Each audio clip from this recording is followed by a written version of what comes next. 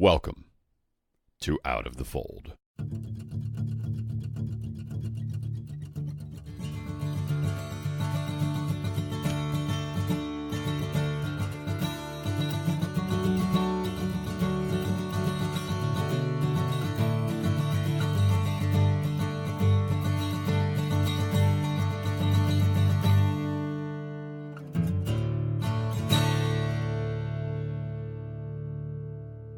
This episode comes with a special announcement.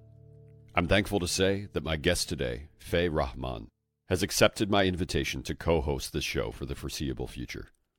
Starting next week, I will no longer be doing reflections at the conclusion of each conversation. Instead, I'll put out a separate episode in which she and I will talk about some of the topics brought up in the interview that week, but we'll also discuss current events and life in general. I'm honored that she accepted, and I'm looking forward to working with her on a consistent basis. In future episodes, I'm going to have previous guests back on from time to time as well. There are a few who have expressed interest, and I think roundtable discussions would be really interesting too.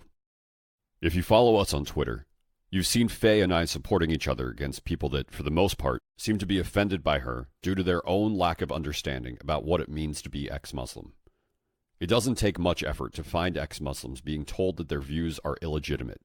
And this week, she was locked out of her Twitter account for 12 hours while her interactions defending herself against someone who was aggressive with her were investigated. Ex-Muslims deal with this type of silencing far more than people who have left other religions. It is in solidarity with her that I share our conversation this week, as I did with Apostate Prophet when he was banned. If you've never been a Muslim, you don't have to be an expert on Islam to show ex-Muslims that you stand with them. Just let them know that you're their ally, and let your empathy guide you. If you are an ex-Muslim, I hope you know that you have my support. No religious organizations, companies, or individuals were contacted for comment about any of the content of this episode. The views expressed are strictly those of the ones expressing them. Our conversation began on a Monday afternoon for me, a Monday evening for her. So I was born in Bangladesh. And for those of you who don't know where that is, it's just like a little country surrounded by India. Okay. And it was part of India when the British took over, and it broke off after the British left. I was born there. My grandfather was actually a fugitive in Bangladesh, which was why he was given asylum in the UK, and I eventually moved to the UK when I was like 1.5 years old. Mm-hmm. So I was brought up in the UK. My family initially, up until I was like 11, wasn't religious at all. And I may have mentioned this before in like my videos and things. Like my dad didn't even pray at all. My mum was quite religious because her mum was the daughter of an imam. So my mum would pray, she would cover her hair, but she wasn't really that religious either. Like not to the extent that I was towards the end of my Muslimness. My dad would pray. I think I would only see him praying in Ramadan. That all of the men in my family were heavy smokers. They didn't drink. I only heard of one of my like uncles that used to drink, but we like completely disassociated ourselves from him. So we weren't practicing, but there were like elements of Islam there.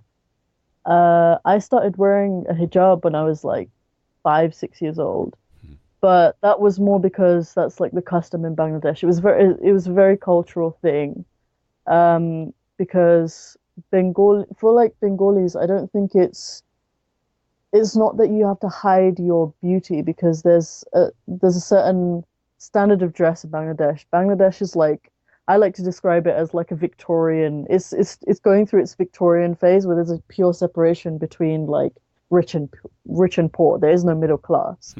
So they're having like their Victorian era where everything is very quaint, and you can't mention things that are like offensive. So you can't talk about sex, you can't talk about drugs. You know. There's like sensibilities that you have to adhere to, and with that you have like things that women wear and things that men wear, and it was just understood that girls wear hijabs, so it was just part of that culture. And when I say hijab, I don't mean like the head to toe black garment. I mean like just a headscarf. Right. That was what I wore to school. And outside, I would wear like a traditional like, dress and trousers because that's what I was brought up on. And my mother was very cultural because she was an immigrant here. My dad was raised here from when he was 15, but my mother had immigrated after she married my dad. So she was very cultural, and I think she wanted to retain that. So like I learned the language. I went to school to learn my language, um, and I learned English alongside that and things like that.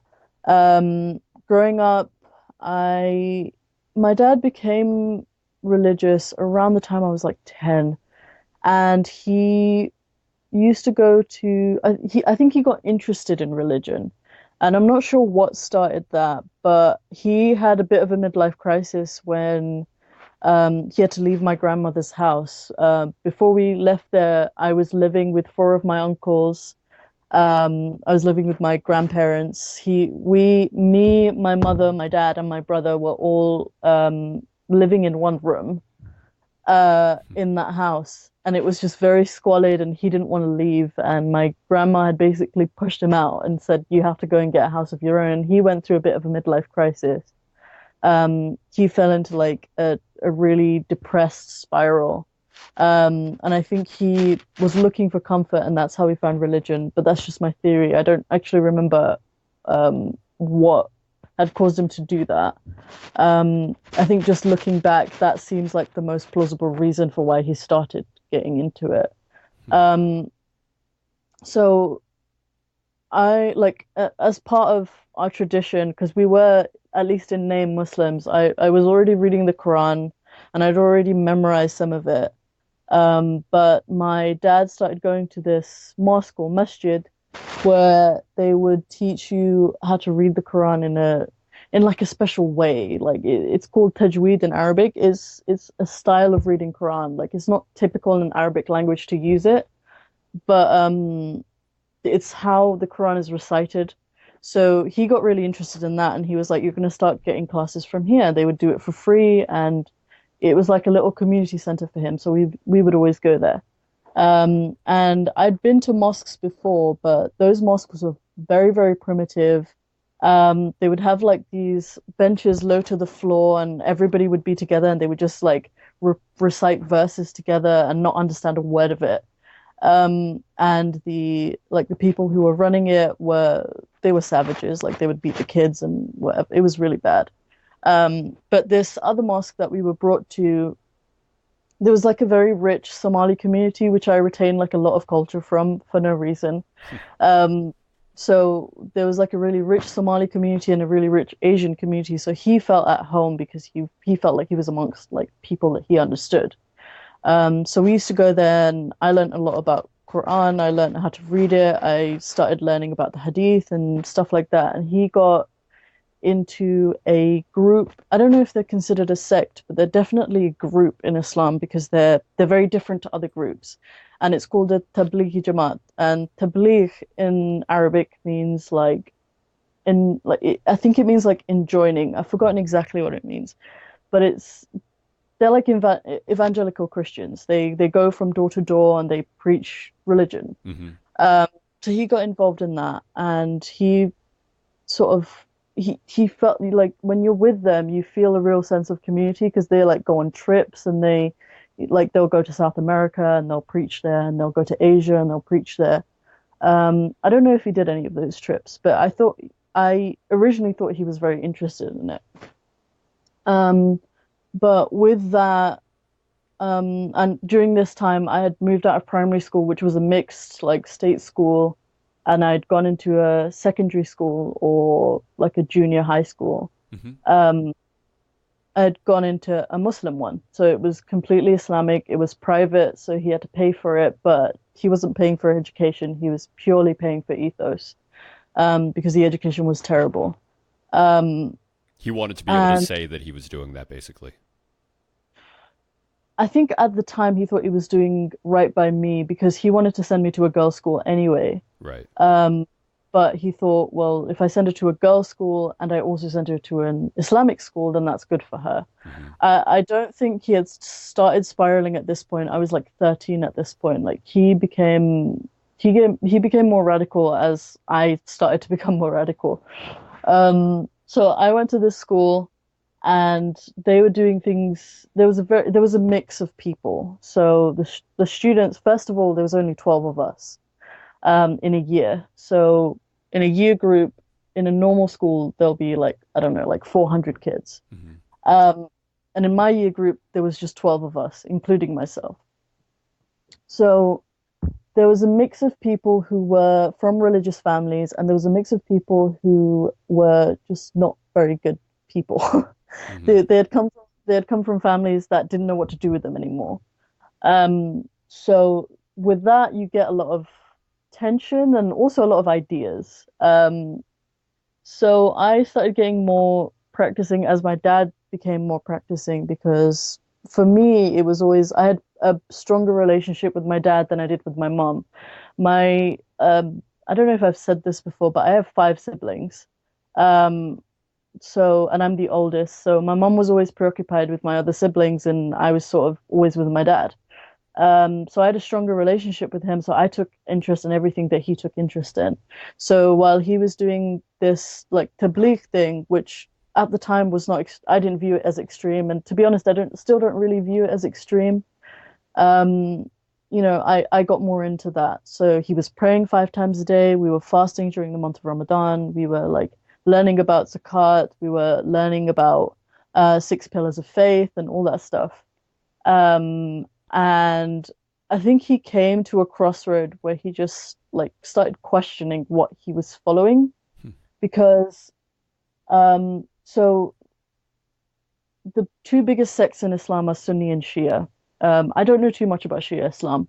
I know mostly about Sunni Islam, and Sunni Islam is divided into four schools of thoughts, which aren't considered sects. They're just considered ways that people practice the religion. Hmm.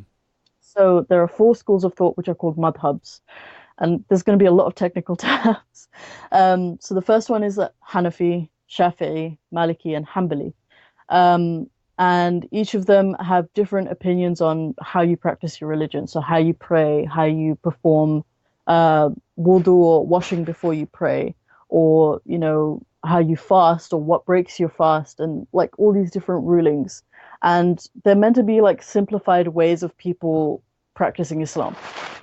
And he just found a lot of contradictions between those different schools of thought that were taught by the tabligh, and he didn't understand it. So I think the biggest one that I found was that in the Shafi'i understanding, if you bleed or if you bleed, then it breaks your wudu or your cleanliness, so you can't pray if you bleed, Hmm. and you have to completely cleanse yourself again. But in Hanafi fiqh, that's not the same. If you bleed, you don't pray. Yeah, I'm sorry, your wudu isn't broken, you can still pray. So there were a lot of like little contradictions like that, and he like didn't understand it, and he started listening to scholars who were of a more extreme. Like at the time, it didn't feel extreme. It was like little by little. So you start learning like simple things about what breaks your what breaks your prayer, and then it gets like to a higher level of Islam. So he started researching these little things, and he started telling us that these are the things that you have to do to pray, and these are the things that you have to do to fast. And slowly, like I took a real interest in the life of the Prophet, and I took a real interest in the 6 different things that Muslims have to believe. And those are different from the pillars of Islam, which is like your shahada, your declaration of faith, your prayers, your fasts, your hajj, and your zakah, or your charity that you have to, it's obligatory charity. Hmm. Um, but the 6 pillars of faith are the 6 things that a Muslim has to believe in, or they're technically not a Muslim. And those things are in God, or in Allah, His messengers and His prophets, His angels, His books, the Day of Judgment or the Last Day, and Qadr, which is I'll get to that because that was a big thing that changed my religion. But Qadr is basically your destiny or preordainment. Um, and so he became more focused in, at the time, what I considered like a Hanbali understanding of Islam, which was following directly from the hadith of the Prophet and the ayahs of the Quran without taking any guidance from these like simplified versions of Islam. And the more you get into that, the more you come upon like Salafi or Wahhabi people. And I don't mean for that to sound really icky. It is more extreme than the other like examples of it, examples that I've stated.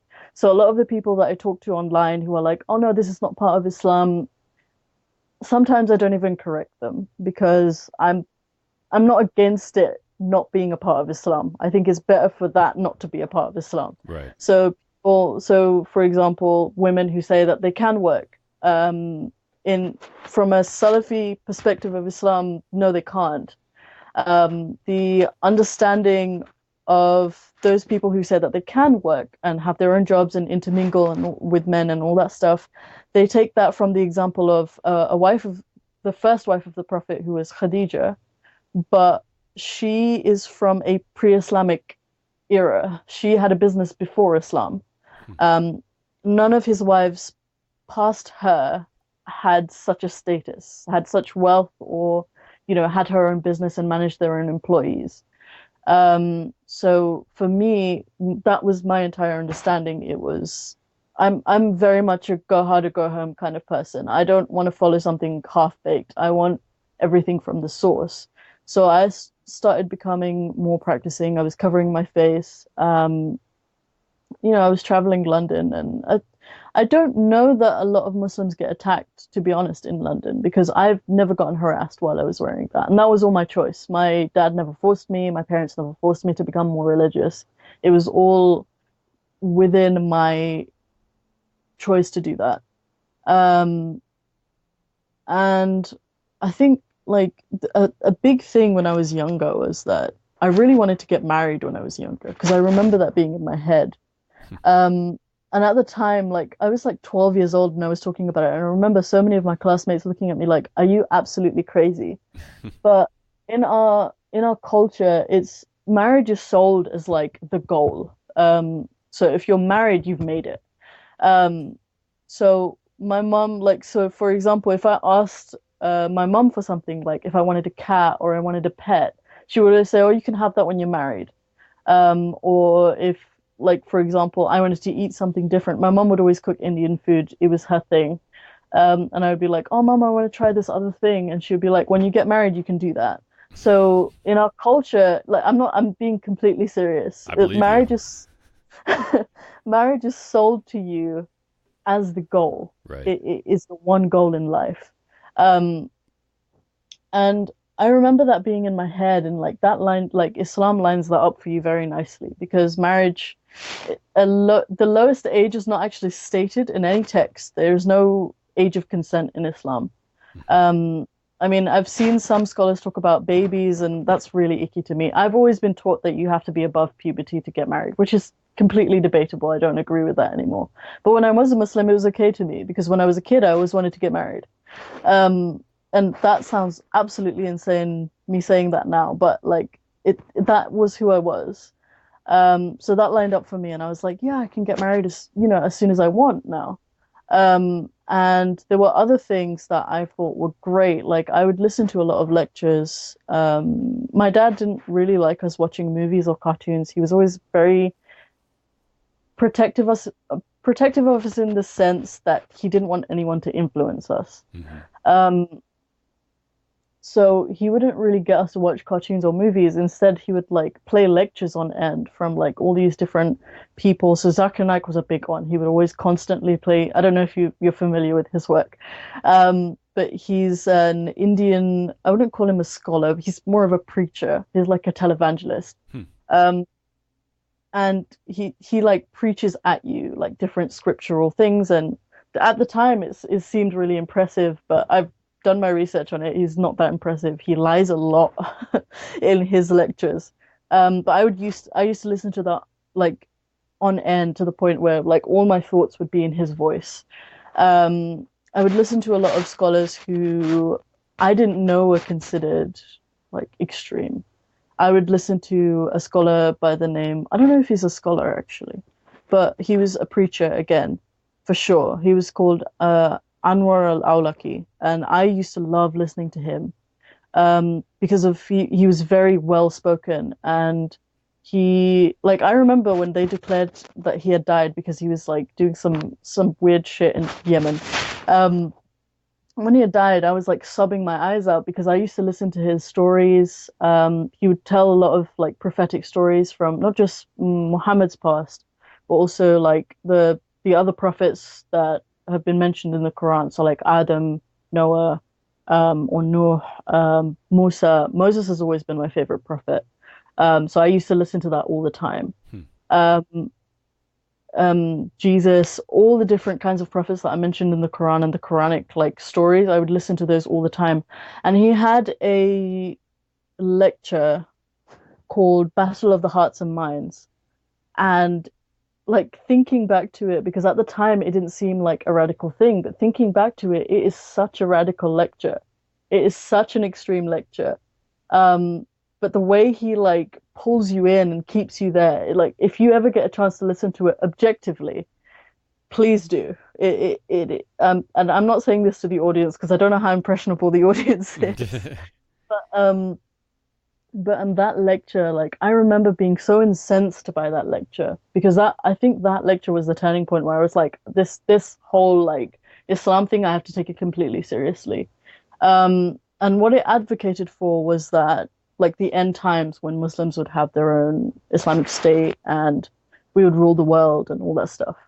Um, and this is all like prophesied like towards the end of times where someone called the Mahdi, which is more of a prominent figure in Shia Islam, but the Mahdi will come back or the Mahdi will come and Jesus will come down from the heavens, but he won't bring a new message. He will propagate the message of the Prophet Muhammad and he'll kill all the pigs and all the Christians and Jews and I don't know.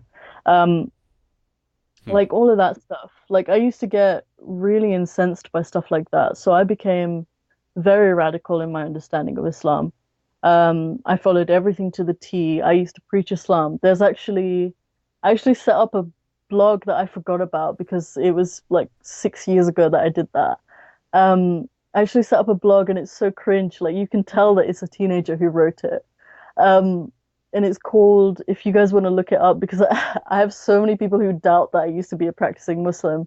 It's called, I think it's called hearislam.wordpress.com or something like that. But I used to like argue with people online about like how Islam is the truth and like I just wanted to guide everybody's because I was so scared for everyone's fate, about going to hellfire and things like that. I was always constantly afraid of my mortality. Um, and like, I think one of the things that always tripped me up, because I studied all the different aspects of belief. So I wanted to make sure that my iman or my faith was like intact. So I didn't die a disbeliever. So I studied all the different aspects of disbelief. So belief in God, like what you can ascribe to him, what you can't ascribe to him. So in Islam, for example, you can't make a depiction of God. I don't know what that's like in Christianity, but that's like you can't even say God has X quality if he hasn't himself mentioned it. So like I think in like the Bible it says that God is a jealous God and he doesn't like idolatry. In that context, you can't say that about Allah because he hasn't said that about himself. Um, you had to learn about his prophets. So, like I said, I already had that on lock. I used to listen to the stories of the prophets all the time, especially the life of Muhammad. I read Ibn Ishaq's biography of him, which is, if you ever get a chance to read it, it's a good read.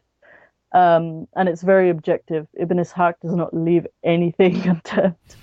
Um, and then I studied the angels, and there, to be honest, there isn't a lot mentioned about the angels, but it's not like the typical like baby with wings kind of Christian imagery that you have. Different angels look very different. So Jibreel has like over 300 wings or whatever. Um, his books. So God sent down four revelations that we know of. I've forgotten the first one because I haven't like gone over it again. But it includes the current gospel and the Torah, and I've forgotten the other one. It was the one given to. It's translated to be the Psalm that was given to David, but I don't know if David ever got a Psalm. Um, but we believe in four revelations, and the three previous ones have been corrupted. That's why we don't accept them. Um, and after the books, it's the Day of Judgment and all the things surrounding the Day of Judgment that you have to believe in. So, in paradise and hellfire, like who goes there? The different levels of paradise and the different levels of hell, different punishments that are ascribed to different people who committed sins. So, for example, people who committed adultery and weren't punished for it according to the Sharia in this life, which is why they have the punishment. They would be baked in an oven together naked or something like that. It's really graphic. Like something I remember when I was learning about Arabic grammar in the Quran, someone had said, I've forgotten which surah it was for, but people in the desert had an imagination. People in the desert had a true imagination for things that were brilliant and things that were horrendous. So we would have to learn about that. But the thing that always tripped me up was predestination. And I always kind of ignored it because I had asked my teachers about it, and they would always kind of be like, don't ask too many questions about qadar, because a lot of sects in Islam came out of confusion on the whole predestination thing. And I think one of the people you've interviewed before has spoken about it, about destiny in Islam. And the thing with sects in Islam, I know that sounds like sex in Islam. I mean sects, like different groups in Islam. The thing with that is that you can't really have them. They, like, throughout history, Muslims have persecuted offshoot versions of Islam. And the reason for that is that we're not allowed to have bid'ah or innovation in our religion. It's not a thing, which is like one of the biggest arguments for people who think that Islam can't be reformed. It's because you can't change the religion. And so many people, so many different groups of scholars even have gotten confused on the whole like destiny thing. So one group, I think they were called the Qadaris, they thought that nobody was going to hell because everything is destined for you. And they were persecuted. I don't even know if they exist anymore. And there were other groups that thought that free will didn't exist at all. And things like that. So I just avoided it. And when you're a Muslim, you don't really say that something's wrong or you're confused about something. You literally just say that God knows best. Right. You just put your faith in God. And that was my whole thing then. I just, like, anytime anybody had a question for me and I didn't really know the answer, I would just say God knows best. I don't know. For example, one of my classmates, she, like, people avoided me when I was in school because I was really, really religious. But whenever they had like a religious question, they would come to me. And one of my classmates, she asked me why it's haram for women to pluck their eyebrows, which is haram in Islam. It's like, I don't know why it's such a tremendous sin in Islam to pluck your eyebrows, but it is. And she asked me, and I kind of went like, well, God told Adam not to eat an apple. Why did he tell him to do that? It's just God's law. Just follow God's law. That was my answer. Because that's how I followed the religion. I just did whatever it told me to do. Mm-hmm. And I mean, that was a really long explanation of how I was a Muslim, but it definitely was a journey for me. So I'd imagine that now when you think about like why women aren't supposed to pluck their eyebrows, it probably has to do with not wanting to seduce men, like that kind of thing. It's another one of those things that's like, you know, if they're wearing a veil and they're wearing the hijab and all of that, then like the eyebrows are sort of like the last thing that could possibly be, lusty in a way. And that's a very dumb word for it, but like, Well, it's mentioned in the same hadith. And obviously there are people who don't accept the hadith anymore, but back when I was a Muslim, I used to go hard on the hadith because I loved those books to death. But it's mentioned within the same frame of people who get tattoos and people who put gaps in their teeth. And the reason for it's a really weak argument in my opinion, but the reason that whenever I asked like a knowledgeable person or someone who's more knowledgeable than me, they would always say that you're changing the creation of God. If you put spaces in your teeth or you get a tattoo or you pluck your eyebrows, you're changing you're changing God's creation. You're changing how God made you. And that's why it was impermissible. But then there are a lot of things that like Muslims do that is still changing God's creation, which is why I think it's such a weak argument. I even thought it was a weak argument then. Like I wanted to dig deeper into that, but it was such a small thing, so I kind of just ignored it. So yeah. No, it's okay. What do you mean by this? This might just be something small or something that I'm just not aware of. But what do you mean by gaps in your teeth? What do you mean in terms of like that making somebody more attractive or something like that? So the Arabs in the time of Jahiliyyah or in the time of ignorance before Islam, they used to put gaps in their teeth, and it was considered like a fashionable thing to do. And I think prostitutes were like really known for doing that. They would put gaps in their teeth, and it was like considered to be attractive, and that's why it was prohibited. You just mean like more space between teeth, or are you talking about like removing? Sorry, I'm just having some trouble picturing what this would actually be. They would just put gaps in their teeth. They wouldn't take anything out. They would just create spaces in their teeth. Huh. Interesting. Which is like weird, right? It's just not something I've ever heard of before. I mean, I think there are tons of traditions or like ways that we've done things before that are strange. I've just never heard of that one before. What were you wondering about with predestination? Like now you're older, you can kind of look back on what you were thinking at that time, and you can probably look at it a little bit more objectively. But with predestination, was it that you were questioning things to the degree of like seeing atrocities and wondering how a God that knows that all of these things are going to happen, then like how is that also all good? I mean, what were you wondering about when it came to that topic? I actually had no problem with atrocities. I just thought it was a test from God. So when I was younger, I had no problems with it. It's when I got older and, a lot of things went wrong in my own life, I was like, well, fuck. Obviously my mother, she passed away. She was very ill, and she was always a really God-fearing woman. Mm-hmm. So with for example, this is a long story here that you're going to hear. But my dad, when he became more practicing, he became more extreme, and I don't think it really helped with his psychological stuff that was going on with him. And I don't want to make excuses for him because he has had opportunities to get help and he has not done it. Right. So in Islam, there are passages in the Hadith that say that if your children don't pray, beat them. And my dad used to really abuse that Hadith. He would really go hard on my brother, who was the second, so he was just younger than me and older than the others.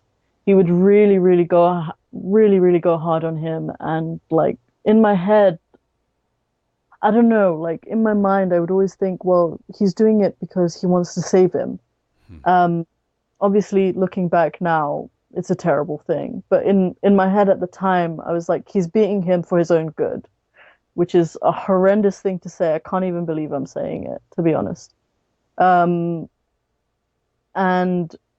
he just got like, I'm sure you know what it's like with abusers, like one time it's never just one time. Right. And it would go on, and my mum would defend my brother, and she would say, stop, don't do that. And it got to a point where she would know when it was coming. And my dad was never abusive to my mom, but at the same time, if she got in the way, she got in the way. Right. And it was really bad. And at that point, I would question a lot, like,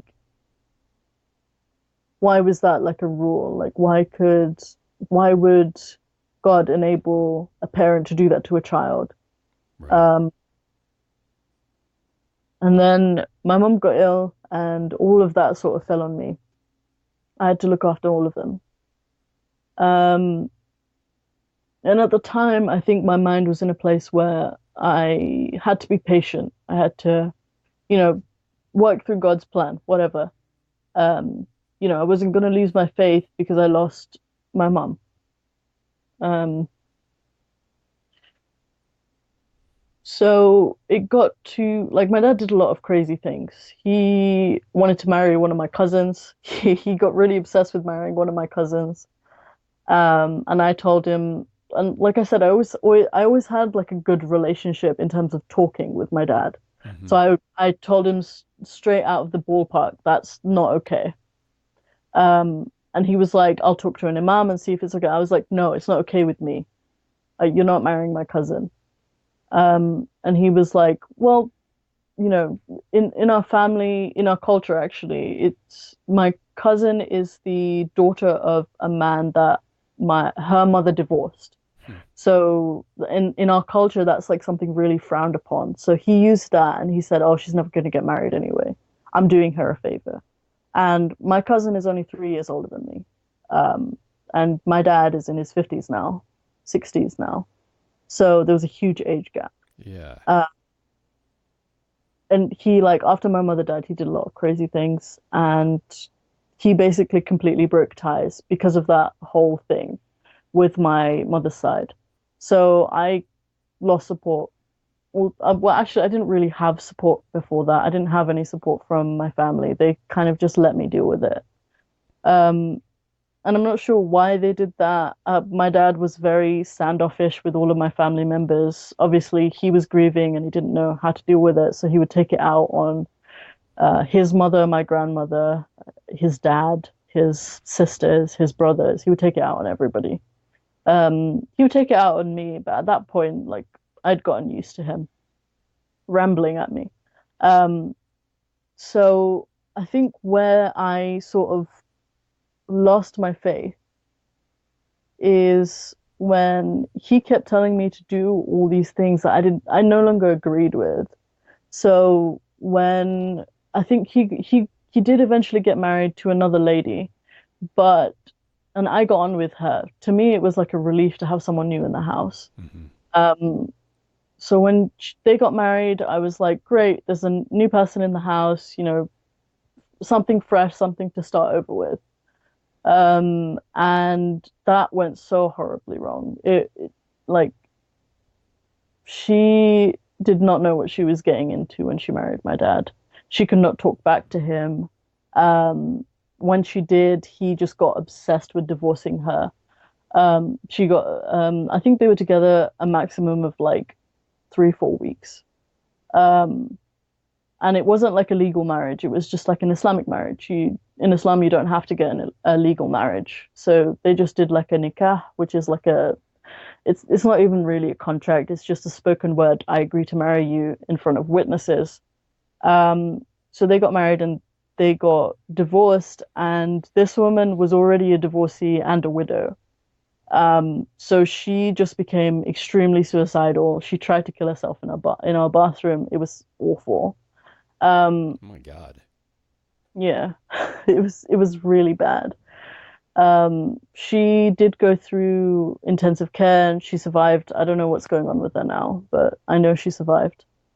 Um, but when he got obsessed with divorcing her, he kept rambling at me and I kept telling him, no, that's not the truth.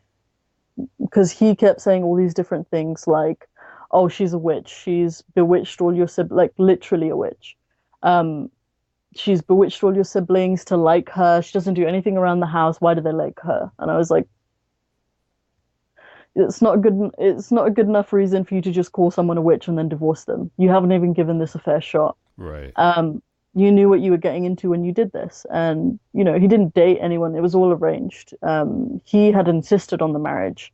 And she had accepted it. Our whole family had said that it's not time for him to get married. He went against it. He got married anyway. Um, and he was saying all these things, and I was like, no, I'm not gonna let you ruin that woman's life because it's not to your liking. Um, and he said some stuff like, when she takes her clothes off, it makes my skin crawl. And I was like, not a good enough reason to get a divorce. But he found some mullah, sheikh, imam somewhere, who had told him that it's good enough, and he divorced her, and then that happened. Um, and he started also like looking at me like I was his enemy. Um, and I didn't really get it. Like I didn't get why he was being vindictive of me. And to be honest, he's never really had good relationships with any of the women in his life. He's never had I don't think he had a very good relationship with my mom, to be honest. My mom just kind of just went along with what he was saying. He never had a good relationship with his sisters. He never had a good relationship with his mother. He never had a good relationship with, well, he did have a good relationship with me, but that's out the window. Um, and he's somehow found to like destroy all these different prominent female relationships in his life. And he started looking at me very vindictively because I told him not to divorce this woman. Um, and in Islam, it's a huge sin to disobey your parents. I don't know if that's common knowledge or not, but in the Quran, Allah mentions himself alongside parents a lot. There's always a chain of command with Islam. So I started questioning, like, I started researching into this whole parent thing and how bad a sin it was because I couldn't stand by what he was saying. But if he was backing it all up with scripture, then I can't go against it according to my faith. Um, so he started doing all these crazy things. He was also abusing my younger siblings now, which I could not physically, mentally handle anymore. He wasn't abusing me at this point, at least not physically. But he was abusing my younger siblings, and I absolutely detested it. I would try and stop him. I would try and, get him to go somewhere else. He was very depressed. He would sleep like 12 hours of the day. And God knows what he was doing at nighttime. But he was constantly spiraling. And when social services had come around because someone had tried to attempt suicide in our house, he was sort of feeding us all lines of what to say. And I had told him, I'm going to tell her the truth. I'm not gonna protect you, because I'm going to tell her the truth. And he didn't like that at all.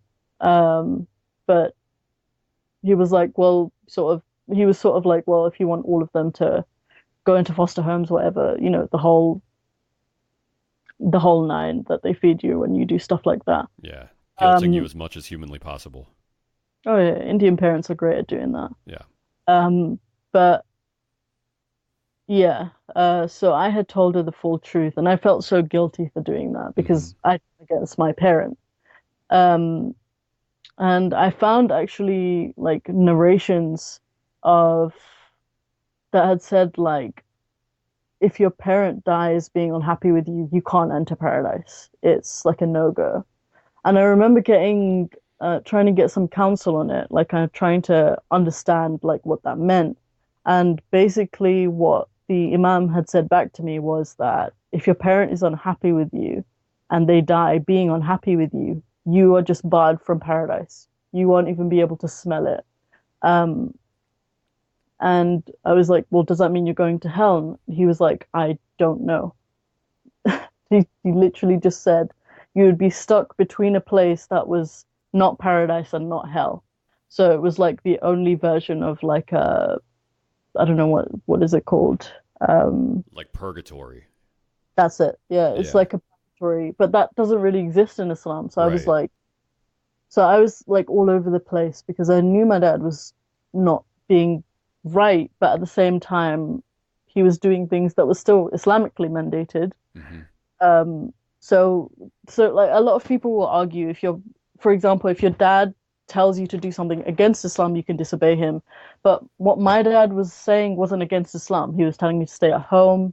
he was telling me to clean the house. He was telling me to stay off the internet. He was telling me to, stop. I used to write a lot of stories when I was in that house because I had nothing else to do. So he used to tell me to stop doing that. And technically, it's not going against Islam, technically, because there's narrations of the Prophet saying that if your husband orders you to go and sit on a mountain for no reason, you have to do it because you have to obey your husband. It's the same with your dad. Whichever male protector you have to obey them. So he was saying all these things, and in my head I was going absolutely crazy. I don't understand why I have to keep obeying him when I don't want to do it. And the whole qadr thing came into it because I was like, on the one hand, I was like, maybe this is a test from God, to see how obedient I am to my dad. Mm-hmm. But am I being obedient if I'm abusing all of my siblings by letting this continue to happen? Right. And then on the other hand, I was like, why would God destine this for me if this is going to doom me to hell? Which is you've probably seen a lot of my Twitter arguments. I have such a big thing against hell because I don't get it. And it really got in my head where I would be crying, I'd be suicidal, I'd self-harm, all sorts of stuff. And I did not understand what to do. And I never got a clear answer from God. So I went out on a limb and I reported him. He fucking beat me to death, which was something I don't think I'm ever going to forget. Was it worth it?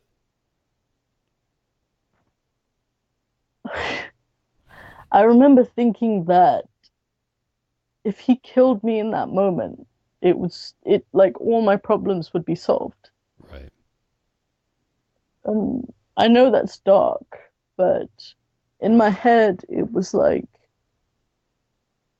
if he did kill me, all governing bodies would know about it. My family would take it seriously. It would be dealt with.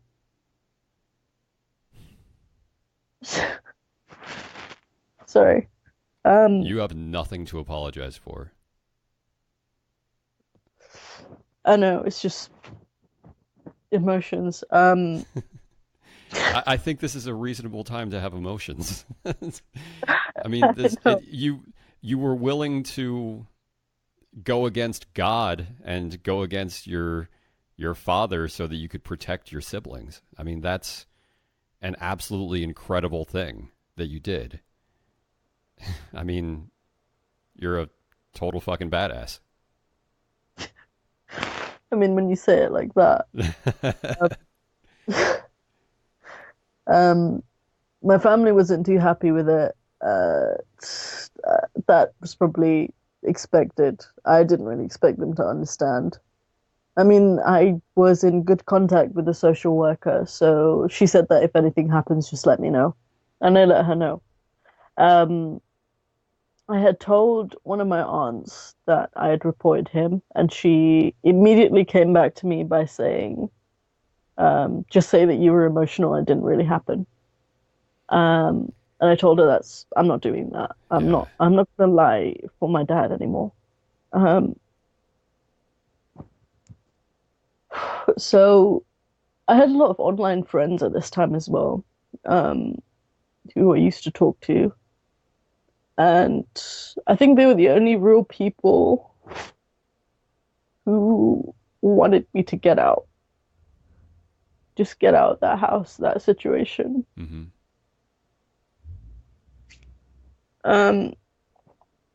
My siblings had no idea what was going on. When he had beaten me that badly, two of them were just there. They were just sitting there. They didn't know what to do.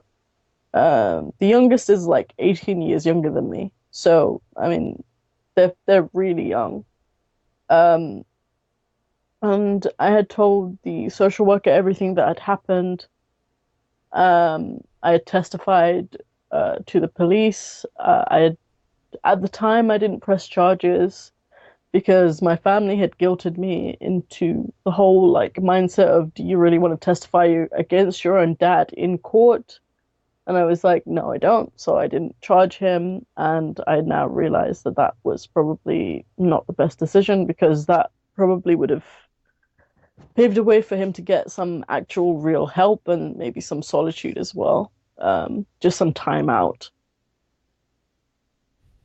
But yeah, How they how had old gotten my how old were you at that point, by the way? I'm sorry, but how young were you when when all that happened, when your family was trying to it's convince you not to press charges? it was in 2015. I'm 24 now, so that would have been I must have been like 20, Yeah, 19 or 19. 20, yeah.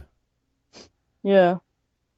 I was very young, and they were fear mongering. They were like, they're gonna take all the kids away. They're gonna put them in Kafir foster homes. Mhm. Um, and they were like, we don't know what's gonna happen to you because I had at the time I adopted to stay in a shelter. Um, before one of my uncles had offered me to stay in his house. And I went through a lot of family houses, but that's a whole other thing. Um, and I started having like severe doubts from that because I don't know, like I always feel uncomfortable telling this story because I always feel like an emotional like convert or like leaving faith story is not valid because it's not based on logic. But mine is very, very based on emotion. I mean, if the result is the same, I mean, I don't think it matters, right? I mean, there are at least people that, and I don't know how much you want to hear this right now. Like I sometimes when I'm in like a serious low, like I just kind of want to be in that low, and like I hope you know that like I'm not trying to, I guess so. There are like a lot of ex-Christian atheists who will say that like it doesn't matter how you come to atheism. You know what I mean? It doesn't matter how you walk away from your religion. It doesn't matter the reason for it. You know, the point is that you're here, and that's what really matters.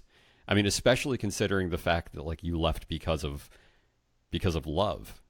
You know, not because of like hatred for something. You know, I mean, yes, you probably had some hatred going for your dad, or at least some anger towards your dad, but like you left Oh yeah, because you did what you did because of love for people. Like that was worth more than anything.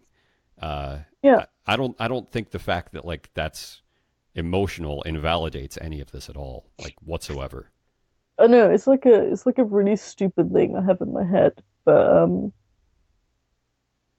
like it really got to me that the amount of times that I prayed, I never got an answer. Like not even like a satisfying like sign. I never got an answer.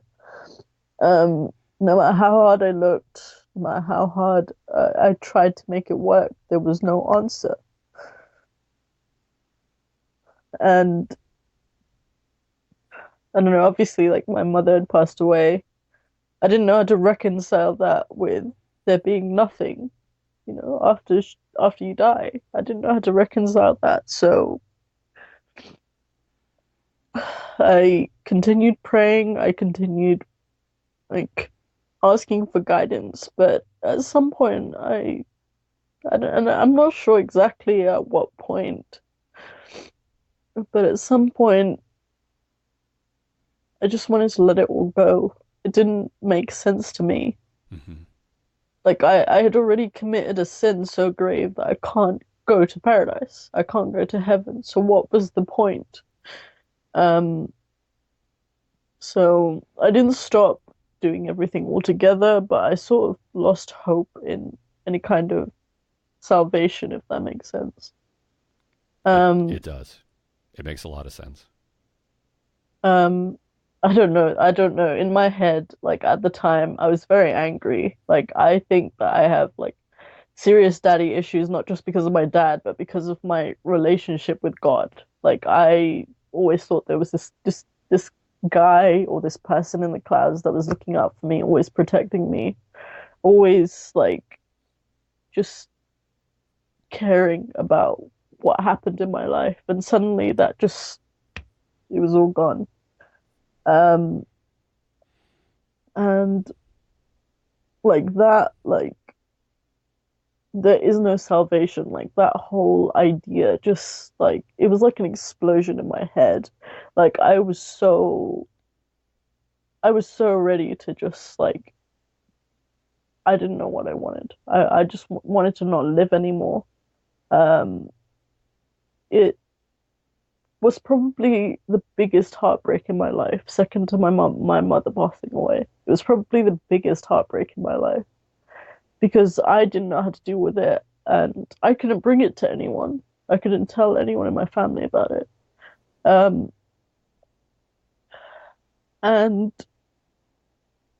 I think that salvation, that loss of salvation rather, it kind of set me free because now I could just sit there and question as much as I wanted. Hmm. Whereas before, it wasn't something that I could do.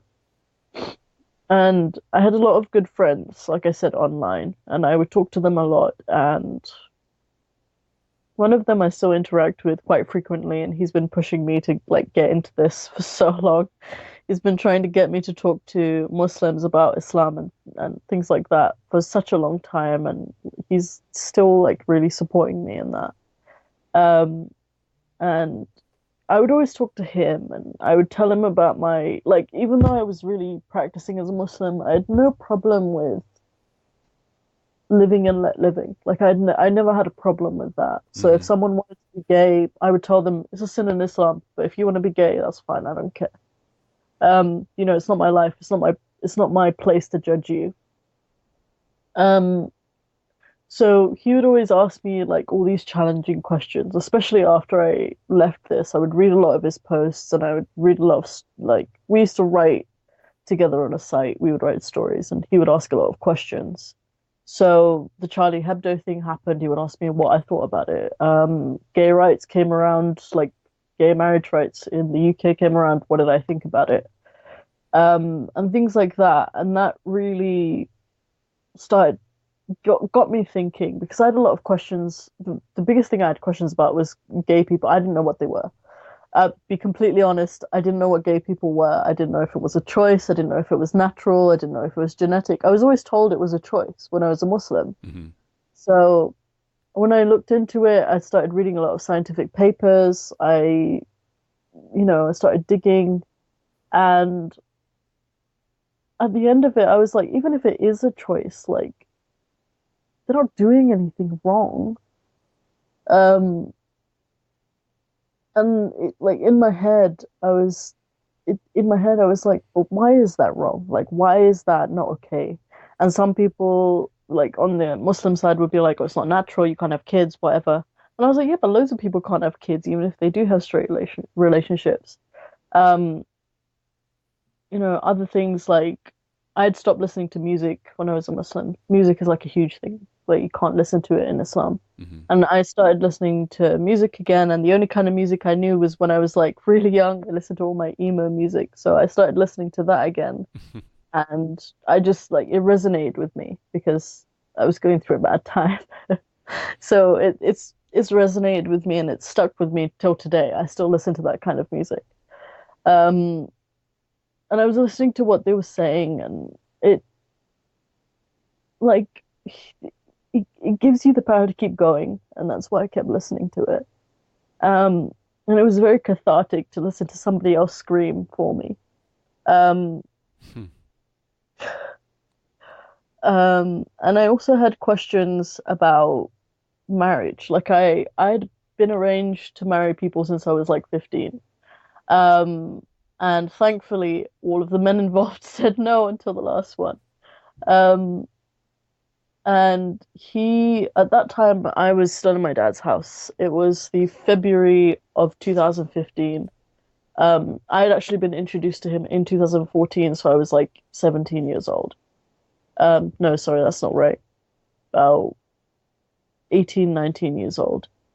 So he had been introduced to me, and initially I was interested because I just wanted to get out of my dad's house. Um, And then February rolled around, and I was like, I'm not sure about this anymore because he was saying all kinds of weird things, like you can bring all your siblings and you can raise them in my house. And he was living with his mom, so I didn't know how that was going to work. And I'd called my aunt and told her I don't want to marry him anymore, and she kind of was like, "Well, think about it." And I was like, "I've decided I don't want to marry him."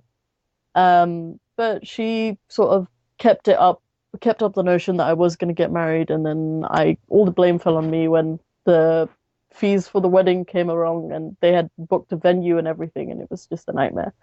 Um, so I started questioning like age of consent and things like that, and I always used to see people posting things like Muhammad's a pedophile, and I was like, oh, I would always used to argue against that, um, in the sense that there is no age of consent in Islam. The only age of consent is maturity, is puberty. So I was always used to sort of attack from that aspect. But having been through trying to get arranged and just being arranged to marry someone, it completely flipped my perspective on it. And I was like, well, you can't really force a child into that, especially to a man that's that old, who's clearly had experience, already had 6 kids. Like it's not okay. But like it was so weird to me. Like when I was a Muslim, I didn't even understand that. Like I didn't even understand that you can't marry a child. And I don't know how that happens. I don't know how like it's so acceptable when you are a Muslim, and then as soon as you leave, it's like that's fucking insane. Why would you ever say that that's okay? Right.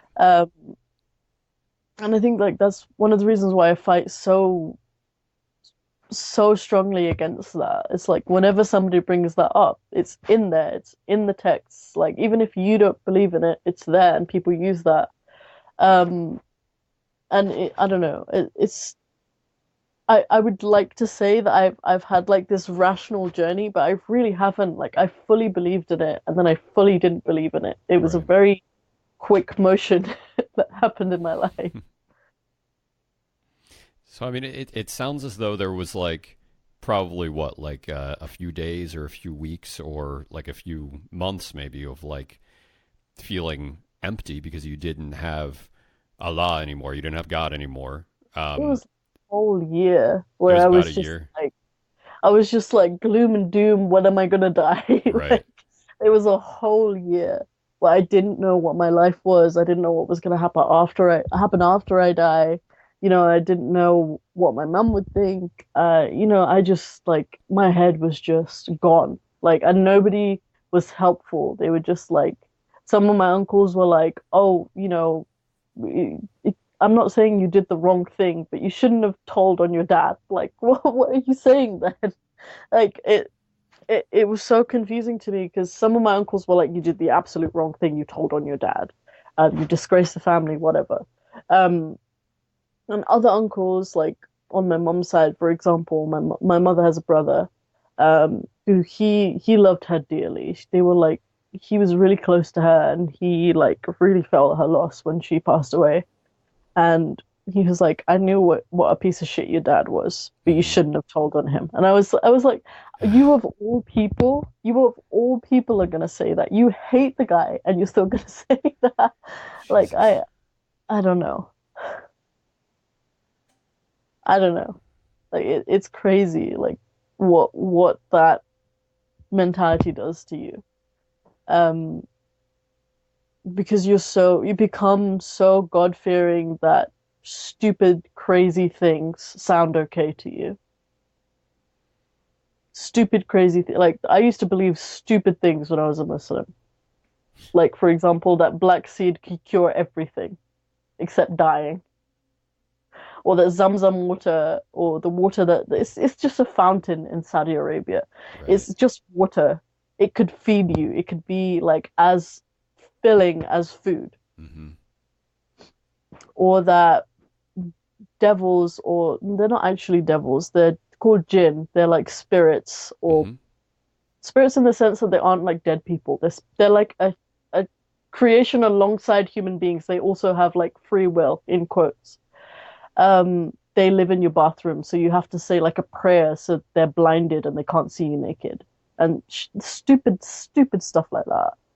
And it's like I don't know, like the person I am now and the girl that I used to be, they're completely two different people. If they met in person, they would have killed each other.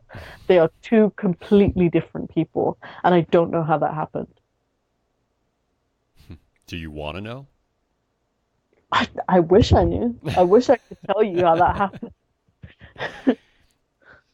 Yeah. I mean, I don't have a total explanation for it. I'm sure there's like a psychologist who's done some research on it or something, but I mean, it was all you knew, right? I mean, it was all you knew. And like when you have that combined with like, the fear of hell, of avoiding it, of what's haram, of what's sin.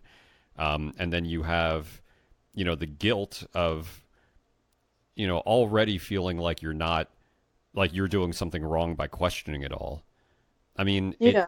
it makes more sense to believe in things that you now think are insane to believe in at the time, than it would be to, be looking at the world as it actually is. I Well, mean, you're with you're not an fear, idiot, you're not an idiot, and you never were. I mean, that's not what it is. It has nothing to oh do with that. Like, there's no, something else I going on. I think I was an idiot. I think to an extent I still am an idiot, but yeah, I've no like I feel like a lot of people are afraid to say that they don't know something when they don't know something. They just try to play it off as though they do know something.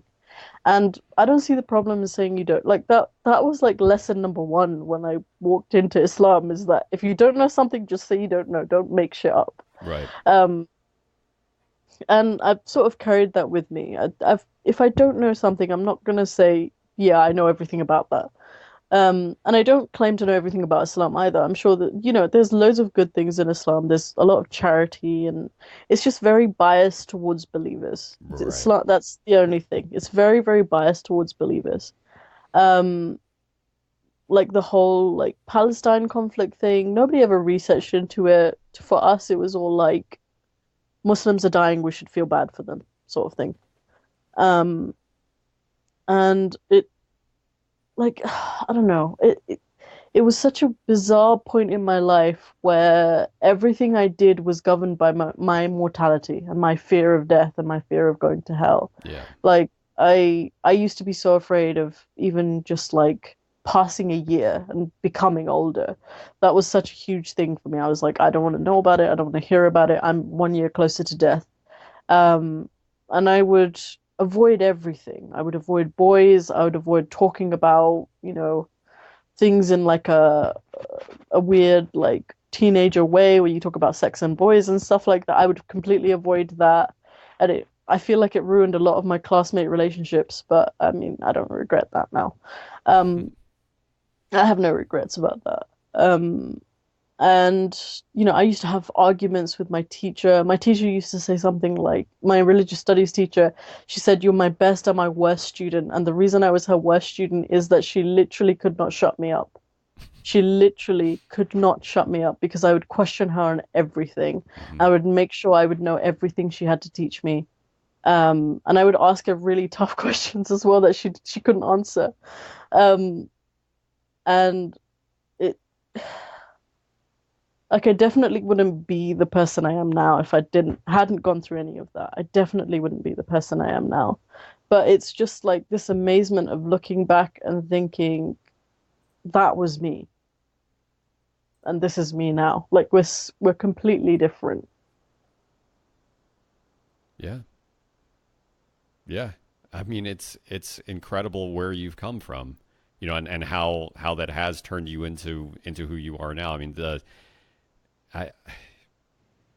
it's not like what you've gone through has been anything that I would wish upon you again or anybody else or anything like that. But it's kind of funny. Maybe funny is the wrong word. Looking back on like the things that have shaped us, and and thinking that like you wouldn't be who you are right now. So it's like you kind of have to be thankful for it in a way. But like you wonder if like there's another way that it could have gone down that could have still made you as tough and smart as you are now, that maybe didn't have to involve that kind of crap. To be honest, I honestly believe that if I hadn't gone through that exact struggle, like play by play, I wouldn't have changed. I would be married, barefoot, pregnant with 6 kids by now. Hmm. I would be a different person. Um, because those events, like, they completely shaped who I am now. They completely shaped who I am now. Um, because the girl I was very quiet, very reserved, very like non-confrontational. Um, anytime somebody asked her anything and she didn't know, she would just quietly say, I don't know. Right. Now I'm a very loud person. I like talking. I like using a lot of hand gestures. I'm not afraid to talk about things that are uncomfortable. Like I did a I did a show with Uni Days and half the topic was about pornography and I was happy to do that. Um, and it like I don't know, I can't stress enough how different I am now and how that series of events shaped me because my family being out of the picture and them like completely blaming me or completely putting the responsibility both of my siblings and the care of them and for reporting my dad. That was a huge thing as well because they didn't want any responsibility. They would come over and they would buy like a box of chocolates and the kids would go completely insane on Sugar Rush and they would leave and that was it. And they would visit us. I had an aunt who would come over every week to make sure we were okay, but everyone else just stayed away. Everyone else just wanted to be completely clear of my dad. My dad could not talk to any of them. He vented at me and I think I miss that actually. I really miss that, and I can't tell you why because the only person that I can get to mimic that now is Bill Burr, who is my favorite comedian, and I want him to be my dad. And I just like I listen to him on end, just him rambling, and that's exactly how my dad used to ramble, and it just like it makes me feel at home, if that makes sense. I Totally. don't know if that's really messed up, but it does. It makes me feel so at home to just listen to him rambling and just do whatever I have to do. Um, I love Bill it's Burr. I understand. I love him. I want him to be my dad. Um, um, but yeah, like it was such a difficult thing for me to deal with, and at the end of it, I don't know. I just had to make myself into a new person because I couldn't be the person I used to be. Hmm. Um, most of my family didn't want anything to do with me. My grandmother was literally like my grandmother being my father's mother. She literally told me that if I don't get married and I don't go back to my dad's house, I can just get out of her house. Literally. She was just willing to throw me out then and there. Um, and other members of my family, like they would like do prayers around me like I was possessed. And there was one of my aunts, she's like I feel sorry for her, but she's like really mean. But she would like sh I don't even know if it's like an Islamic thing. It's just something. It's just a thing that Somalis do. She would like light incense and like hang it around me to like get the devil out of me, basically. And it was just so much. I was like, all I did was try and survive. All I did was report my dad, and I'm being treated like I committed the gravest of like I'd killed somebody, you know. Um, and like all of that together, and I was just so sick of it. I just wanted to like scream at everyone. I wanted to shout at everyone. Um, and I guess like me leaving all of that and just being by myself is my like I guess my protest. I know that sounds really like teenager tantrum kind of thing, but it sounds like it's a protest for me because I'm just doing my own thing. I don't want any of your support. I don't want any of you around me. A lot of people tried to get in contact with me as soon as I left the house, and I don't know why you would choose that as a moment to contact me. Like why? Right. You had you had 5 years to do that since my mother was ill.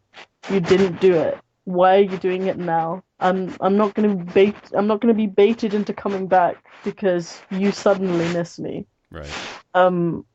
Yeah, so this is like my place of resolute, like this is what I want to do.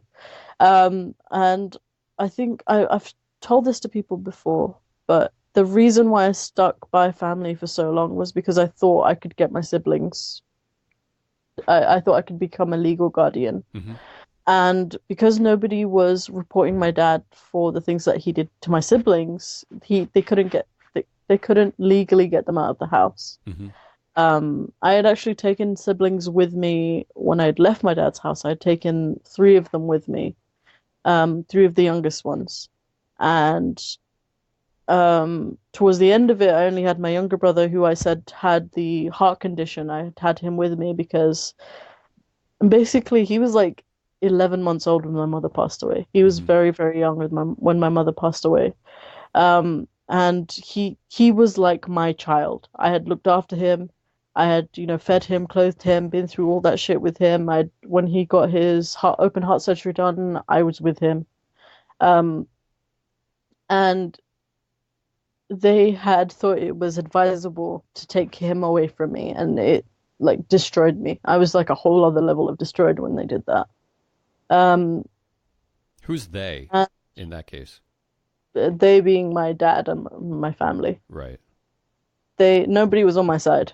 They were all on his side for whatever reason.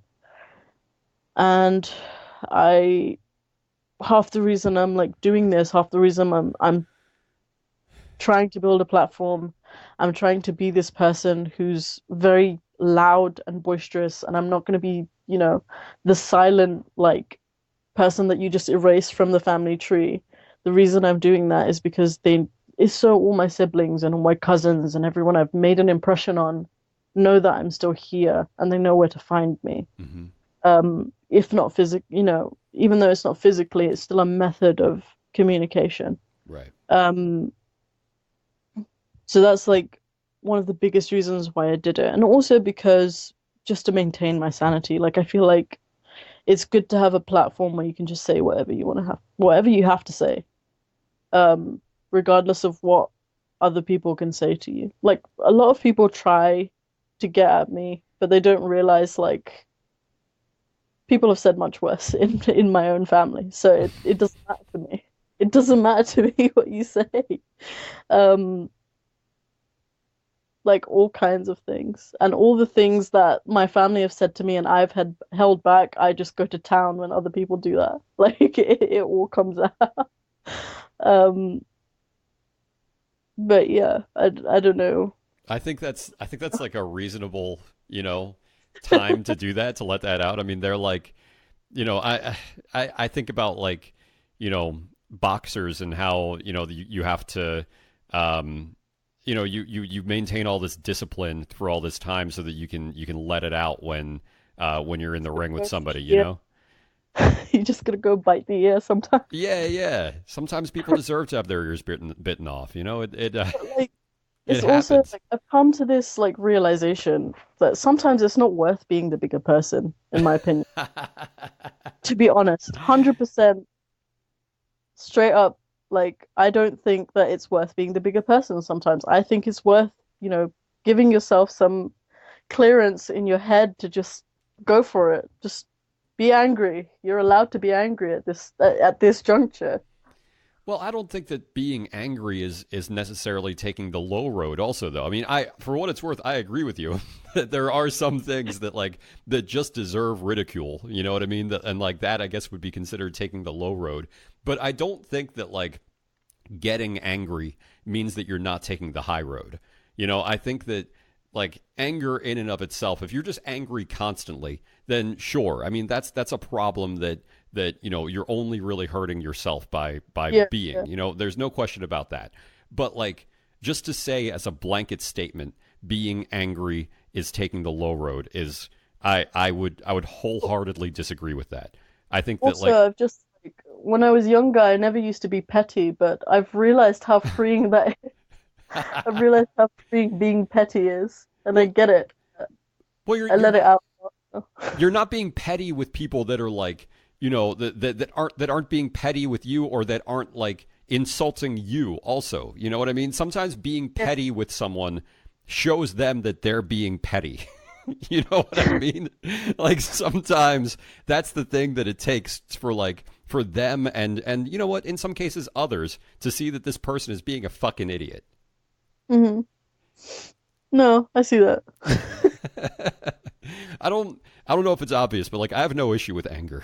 Like I don't think Oh, I don't think it's a negative emotion. You know, I hate it when people refer to it as a negative emotion. I I mean, I think that anger is one of the most powerful emotions that you can have. I think that alongside like love and hatred, anger is an emotion that shapes things. mhm. Like there's a lot of emotions that are kind of just chilling on the side, like disgust. Like nobody really cares about that emotion. Yeah. But when you're angry, that's when things like really start to move. At least for me, I remember watching, and I'm very into tattoo culture and stuff like that. One of the first tattoos I got was from a manga, and I know that sounds silly. It's like a Japanese cartoon, Uh-huh. and the whole manga is centered around like being your destiny. Like you are destined for doom, but it doesn't matter. And that's like my whole life. So I really wanted to get that symbol that they had in that manga. And like that, and his whole thing is being angry. His whole thing is like, I'm destined to fail. I'm not gonna fail, but he's angry about it. Um, but like that's what I mean. Like anger is one of those emotions that really shapes you. Like it really gives you the grit to do what you couldn't do before because you weren't angry about it. Um, and it's the same as like it's a very strong emotion. I think it can be negative if it starts affecting you or it starts like harming people around you, but it also gives you drive to do things. Right. Um, so I have a very weird relationship with anger because I have a lot of anger in me and I've mellowed out a lot in the last year. But it like spikes every now and then when somebody says something really dumb or something I know isn't true. Like some statements are just dumb. Like I don't believe that every question isn't stupid. I believe that there are some stupid questions, Sure.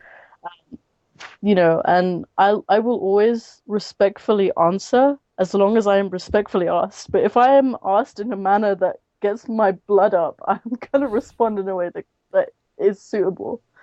Um, like people who go off on how I get a lot of people saying how I wasn't a real Muslim before, and that makes me really angry Yeah, because of I devoted course. my life to that religion. Yeah. I followed scripture to the T. I did research on every single element of my religion. So you can't tell me that I haven't practiced. I have practiced. I've been there, done that, got the t-shirt, returned it. Like I was there. Yep. Like I'm so glad that when I was that practicing, ISIS wasn't around. I would have gone. I would be there. Like not even a joke. Like I was so in my head, like the idea that there would be an Islamic like reawakening and an Islamic state with a caliphate and Islamic laws, like that was the dream for me. Right. And like seeing that now from a perspective of someone who doesn't have a religion currently is terrifying. Like sometimes I'll just ignore it. I don't like reading the news. All of my news comes from Twitter and YouTube. And a mix of just like blacking out my senses with escapism. And when I do return to it, I get so like it's like watching a train crash. I get so fascinated with it that I don't know what to do with it. I'm like, do I share this? Will I get flagged if I share this? Right. Um, so I watched a lot of, I don't know if you know him, he's called the Masked Arab. I watch a lot of his videos and they fascinate me to an extent that scares me. Like I used to believe all of that and now I don't, and it's just like terrifying. Um, and yeah, it's just crazy to think that the person that I was would essentially have been a jihadi bride, and now that couldn't be further from the truth. Hmm. Wow. So I mean, it sounds like you're trying to, you know, do things to help people to avoid that kind of thing now, though? I mean, it sounds like you'd be able to relate to people that are thinking about doing that, or that are, you know, that are radicalized and are trying to, or I don't know. I mean, what do you think that like that you can do with the fact that like you've been there, like you can empathize with people that are doing those sorts of things? Oh, absolutely.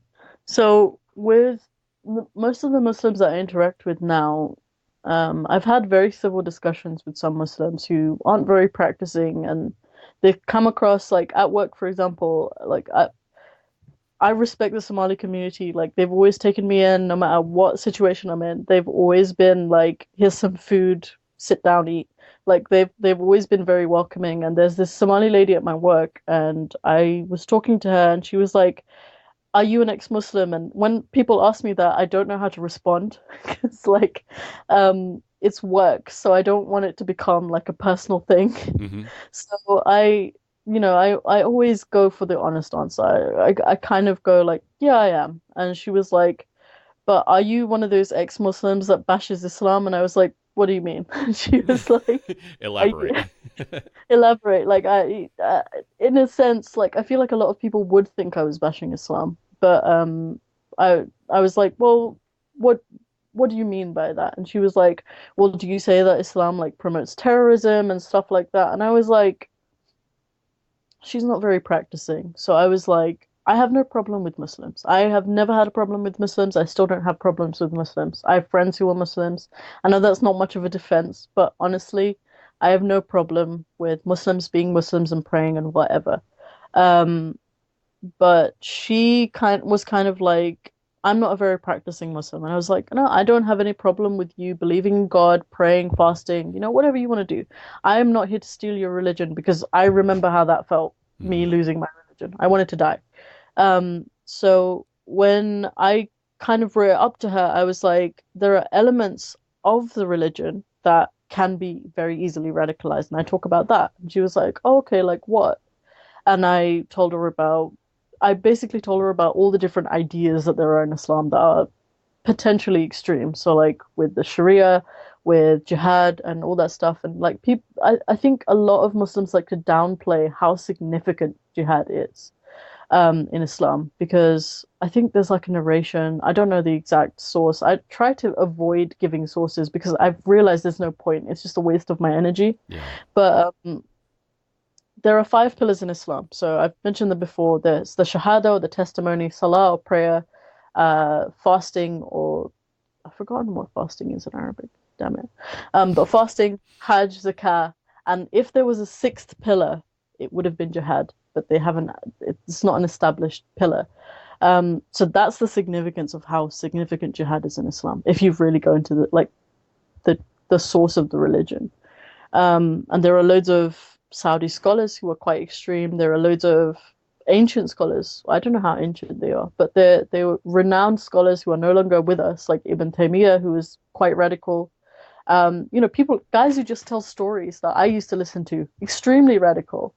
Um, and it's those aspects that I talk about. So that's how I talk about it with Muslims who approach me, unless they do something stupid, and then I just go ham. And like I can't be bothered to deal with Muslims who are just there to take shots at me, because they're not there to listen. And I've spoken to friends of mine who are Muslim, and I've brought up, for example, the age of Aisha when she got married to the Prophet.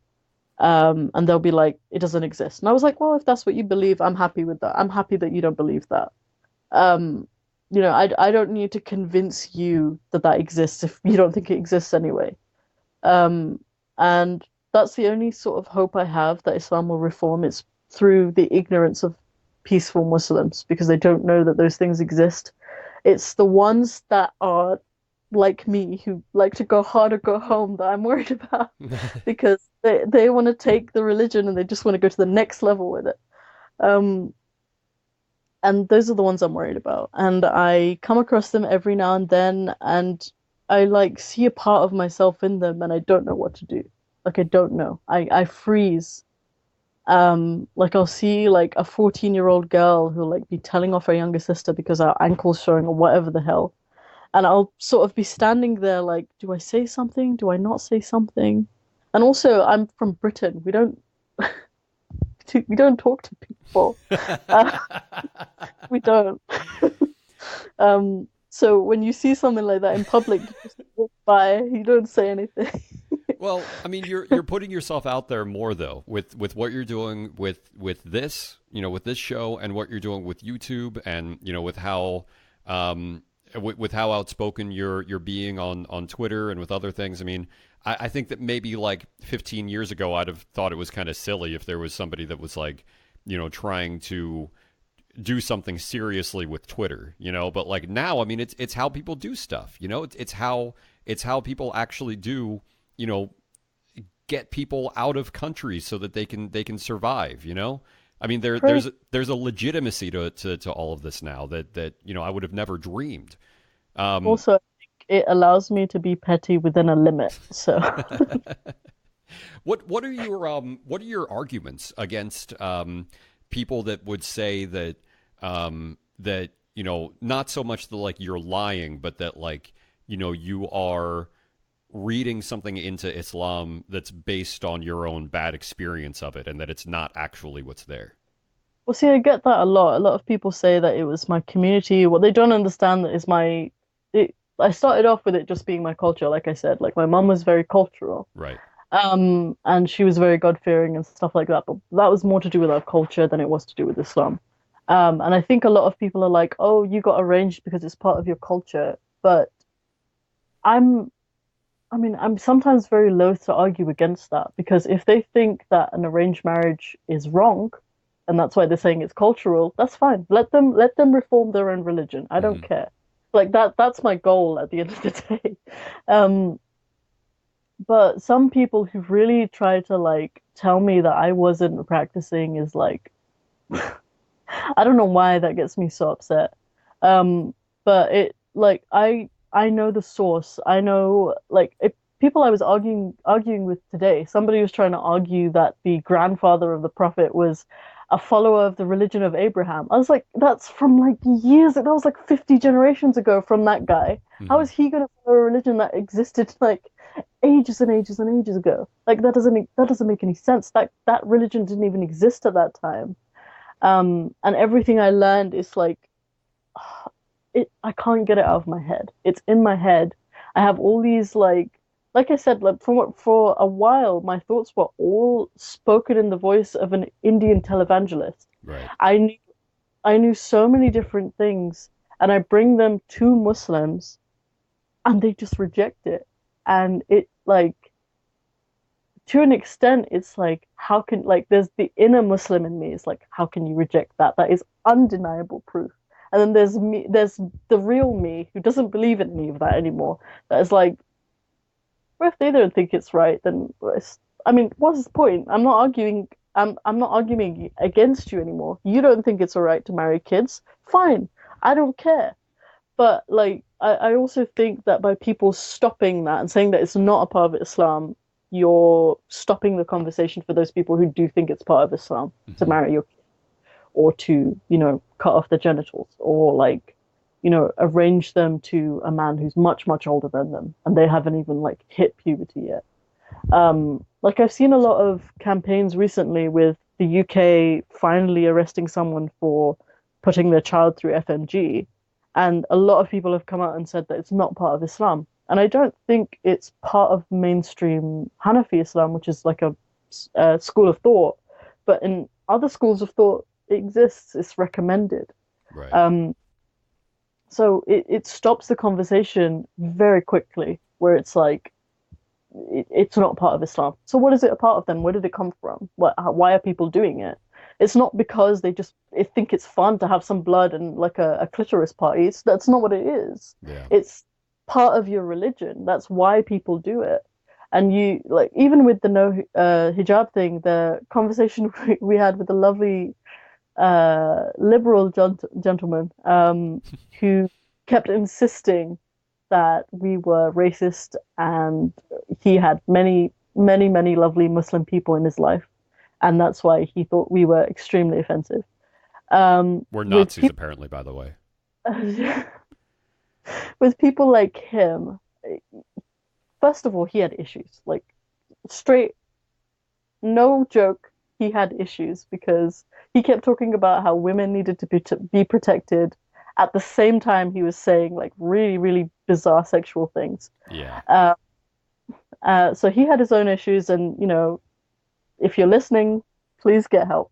Um, but with people like that who don't understand that Islam is a religion and Islam not only should be criticized, it deserves criticism because all good ideas need criticism.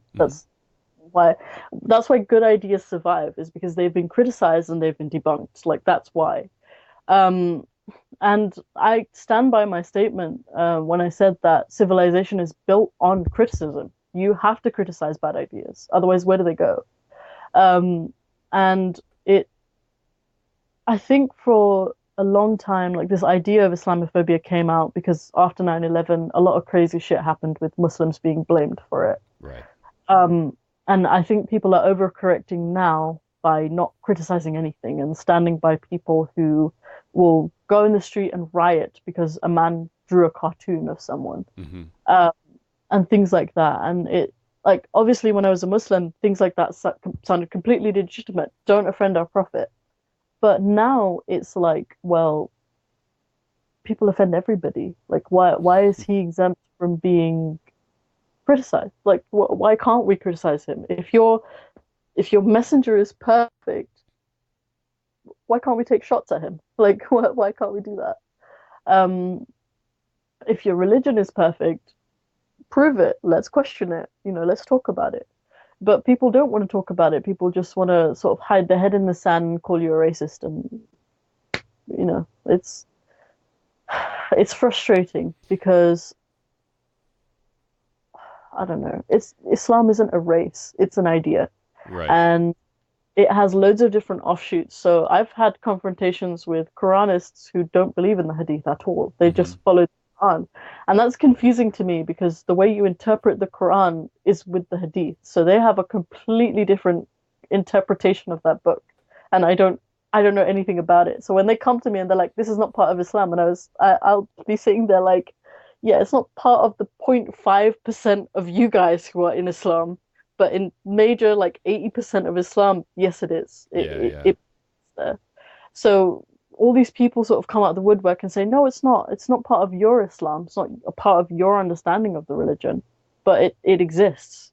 People are using it to do horrible things. Like with my dad, just a simple hadith that said you can beat your kid if they don't pray. He just went to town with that. Like it exists, so it needs to be confronted. Yeah. That's my opinion on it. No, yeah. I mean, 100%. I mean, I was thinking about it the other day that like Muslims as a whole, or like Islam as a whole, is sort of like, if we wanted to look at it in like purely black and white terms, this isn't accurate, but like Islam is the enemy of Christianity. It's the enemy of atheism. It's the enemy of, like conservatives. It's like it's got all these different groups that it's the enemy of, right?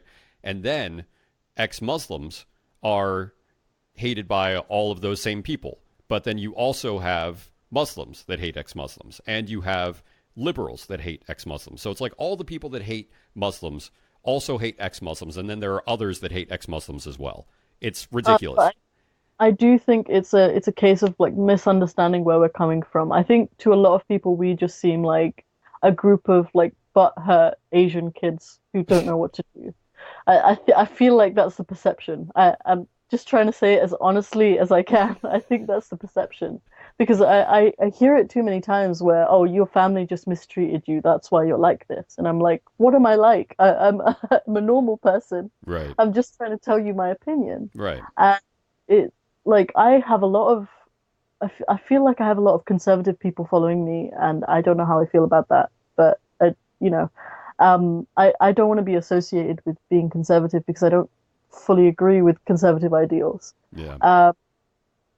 And it's like a weird thing where people who are racist will come and defend me, and I'm like, I don't support this aspect, this group of people that follow. I don't agree with them. Right.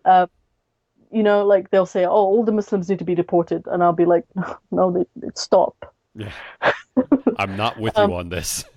no, I saw a post yesterday where it was like if all the like Western countries were to intervene in all the Muslim nations, like what would you ban first? They had a list of things that were in Islam, and I was like, I wouldn't ban any of them. Hmm. Why would you ban any? Like that is the opposite point of liberalism.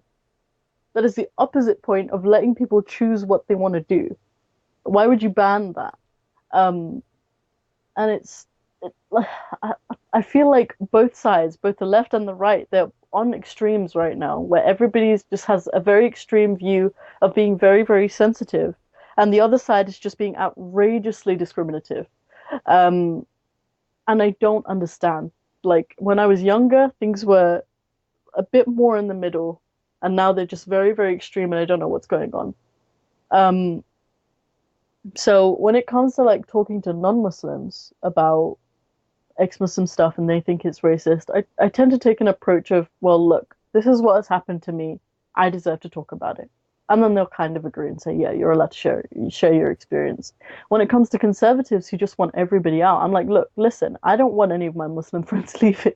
Hmm. Like they're still my friends. I still hold them dear. I still respect what they believe and they have an understanding and a respect for me and what I believe.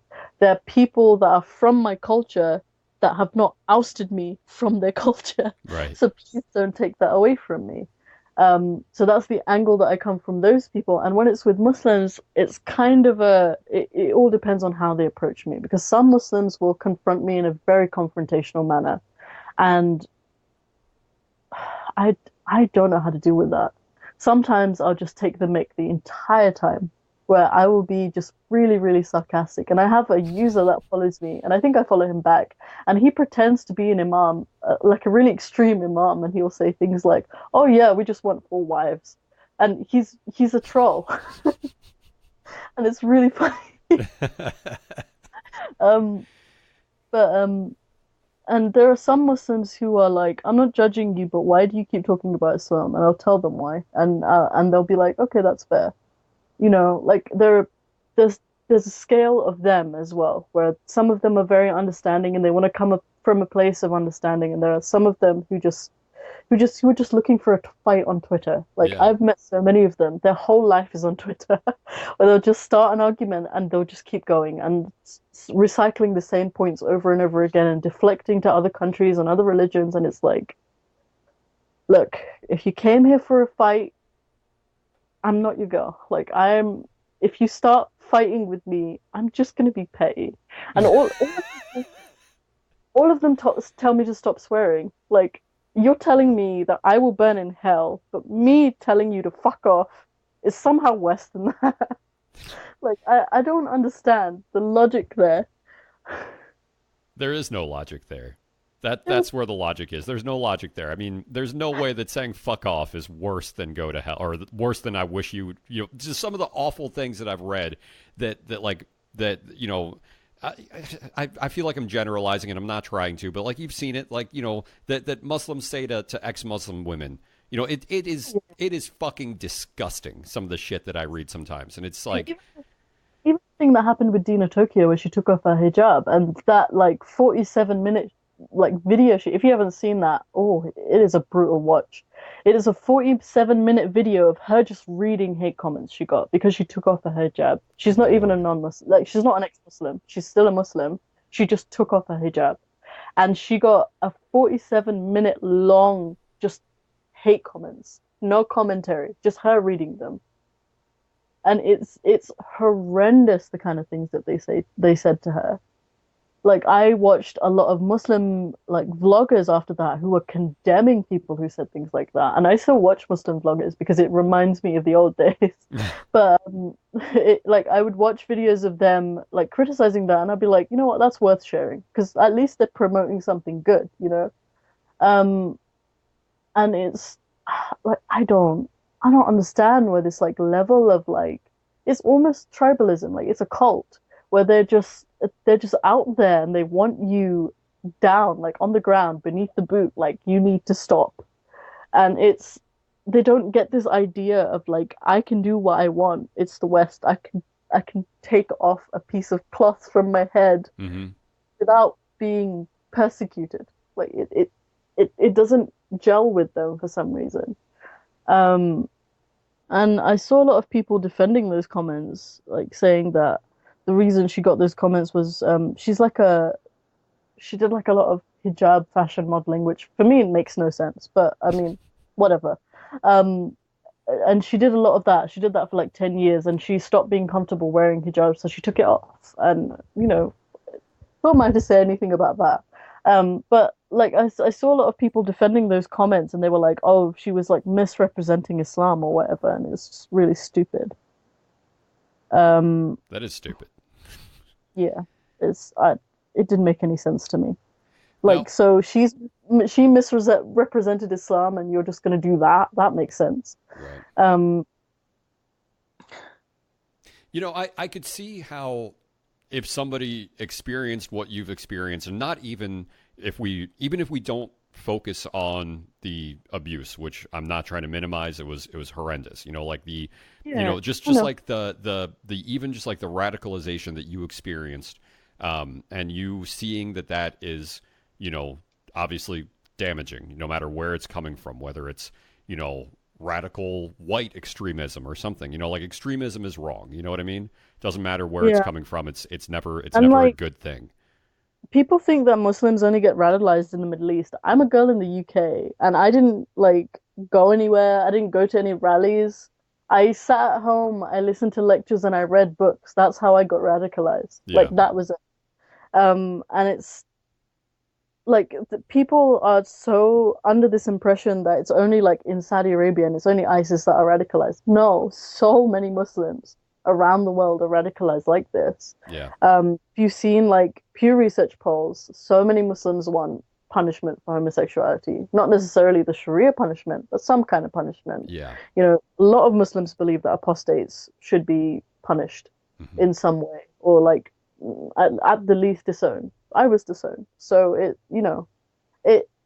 I don't know how to reform Islam, but I think the more people are ignorant about it, at least in Muslim communities, or the more you confront them about these issues and they're kind of like, oh no, that's not true. And they start changing their ideas about it instead of admitting that those things exist. I think that's the only real way I see of reforming Islam, because Islam is one of those religions like it's the last message, self-proclaimed last message. It can't be changed. Like God knows what got into that man's head, but Muhammad sealed all the exits. Like he sealed apostasy, he sealed changes to the religion, he dictated exactly what's meant to be followed. Hmm. Um, he was also a political leader. He had his own empire of sorts. Like he governed. Whereas with Jesus, he didn't really have like a government. He Right. had 12 people following him. Hmm. Like I think that's why it's easier for like Christian countries to separate church and state. Whereas Definitely. with Islamic countries, the law is ingrained into the religion. There's punishments for crimes, there's rules of governance, there's the examples of the caliphs or the caliphates. You know, it's very difficult to separate that after it's been gelled for so long. And I guess that's where my question is leading to with what you've seen, with what you know about Islam, and like how it is this, that what you've experienced with radicalization, and how it was so, easy might not be the right word, but how it was convenient for you to do so. Um, I'm sure that there would be a lot of people who would see that and wonder like why you don't just want Islam to die, like why you don't just want it to go away. And I'd even see people that are like criticizing Islam, and who say that the people that want reform are slowing down, the fight against Islam, even though it's like we're not talking about like a violent fight against Islam, just people that are talking about I, getting rid of it theocratically or whatever. to be honest, What I what think keeps what keeps you hopeful that it can change? honestly, ignorance. I think ignorance will change it. And I know there's a division in ex-Muslims on how they want to handle Islam. on or how they think Islam should be like quote unquote dealt with. I don't want it to make it seem sinister, but how it should be eroded. Like, for example, apostate prophet thinks that it will be eradicated and nobody will believe it. And I don't think that's true. Ideas are very hard to kill. For me, I know there are elements in Islam that are good. Because I practiced it. I know that there's like a charitable aspect, there's a respectful aspect, there's a, if you ever go into an Arab home, they will treat you like a king. They have really good hospitable aspects. It's more the oppression and subjugation and like things like that that are bygone now. That don't make any sense for them to exist. Maybe they did in the arid desert of Saudi Arabia 1400 years ago, where it was all tribal warfare. But they don't belong in a modern world anymore. Mm-hmm. Especially with like marrying kids and drinking camel's urine for medicine and things like shit like that. And I said something this morning to someone about how I think it will start. Like, the first thing we need to do, the first thing Muslims need to do is to invite criticism. They need to be able to take criticism and understand that there are things that are wrong in Islam, and then pick that apart and do something with it. Because I've seen a lot of people have sent me articles about proving that Aisha's age was like much older than she was. Like, she was 18, and I don't know why they would pick that age when it clearly wasn't 18. But I mean, they're clearly trying to prove a point. And I was like, you know what? If Muslims think that is the lowest age for marriage, I don't really have a problem with that. I don't really have a problem with Muslims thinking that. But it's more the mindset of people who are really wired. Like, I was really heavily wired about things being exactly as they were mentioned. Like, I don't want to go off on some mufti's fatwa or opinion. I want to go off exactly what the Prophet said and exactly what he did.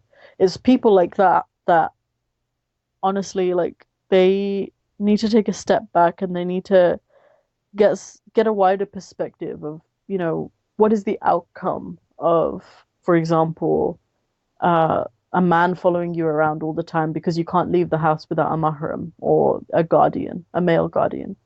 What is the outcome of you living in a society where you can only ask your husband for a divorce, but you can't outright divorce him unless you take it to court, where they will more or less guilt you into staying in the marriage. What is the outcome of children being married off? Like, how is that healthy? What is the result of that? And things like that. They need to ask themselves some really tough questions, and it's difficult for them because they don't want to go against their prophet and they don't want to go against their God. And I understand that. Trust me, like, I fully get that. But you have to weigh the pros and cons. It doesn't work anymore. And that's what I found. Like, I was at a crossroads where I didn't want to disobey my dad because I was scared that I would go to hell forever. But it got to a point where I had to disobey him. I had to, because if I didn't, Lord knows what would have happened in that house if I didn't. Something would have happened much worse than what had happened. You got to weigh the lesser of two evils, in a sense. And like, all of these things that, for example, all of these things that are happening in ISIS, none of them are strictly out of Islam. Like, I see a lot of people saying that, people committing suicide, that's against Islam. Not really. Not if you're going, not for the purposes of battle. It's not. It's not haram. It's completely legitimate. There have been fatwas from Saudi Arabia, from a place that is currently not at war, that have said it's fine. Like, why? Why would you say that? Mm-hmm. What is the reason for you to say that? It's only because it's in the Quran and you can't say it's not allowed. Or, sorry, not in the Quran, but it's the understanding of someone who was more knowledgeable than you, or, from the, I don't want to trigger anyone. That's the thing. Like, I don't want to say it's in the Quran and then everybody jump down my throat and say, where is it? But like, it's in a tradition somewhere and they've taken that and they've said that anyway. Like why did you say that? The only reason I can think that you said that wasn't necessarily because you wanted to continue people committing suicide and blowing shit up. It was because you're scared that if you don't convey that, you're going to burn in hell forever. Mm-hmm. Like it's that fear. It's that fear, and that also, like, Islam is also a very controlling religion. It controls every aspect. I've told you this before, but I'll repeat it for the podcast. It controls every single aspect of your life. Yeah. It controls how you shit. It controls how you eat, how you do everything in your life. What you say before you go into a bathroom, what you say before you step into a car and go for a drive somewhere, what you say before you get into your house. You are constantly paranoid of the jinn overtaking you, from Satan like talking to you and telling you to do bad stuff, or quote unquote bad stuff. You are in constant fear of being corrupted, and you are given a chain of command. So you obey your parents, and above your parents you obey God and his prophet, and below all of that you have to obey your husband. When you go outside for a woman, you have to have a male guardian. Men have to lower their gaze. Women have to wear a hijab. It's all control. And I don't know how people live like that. But at the same time I do, because I lived like that. And it's pure fear. It's pure fear that if you don't do this, you are doomed. You are damned to hell. And I think many people who like criticize Islam don't understand that angle of it. Because for me, it was all fear of hell. It was all fear of hell. I had no ulterior motive. That was it. My only goal in life was to die and then go to heaven. That was it. And I don't think many people talk from that aspect. And for me, my way of protest is to just keep telling people I'm an ex-Muslim. Right. And see how they react, because I don't want that to be my whole identity. I don't want to be known as the girl who left Islam and can't stop talking about it. But I also don't want to be the person that just pretends nothing happened.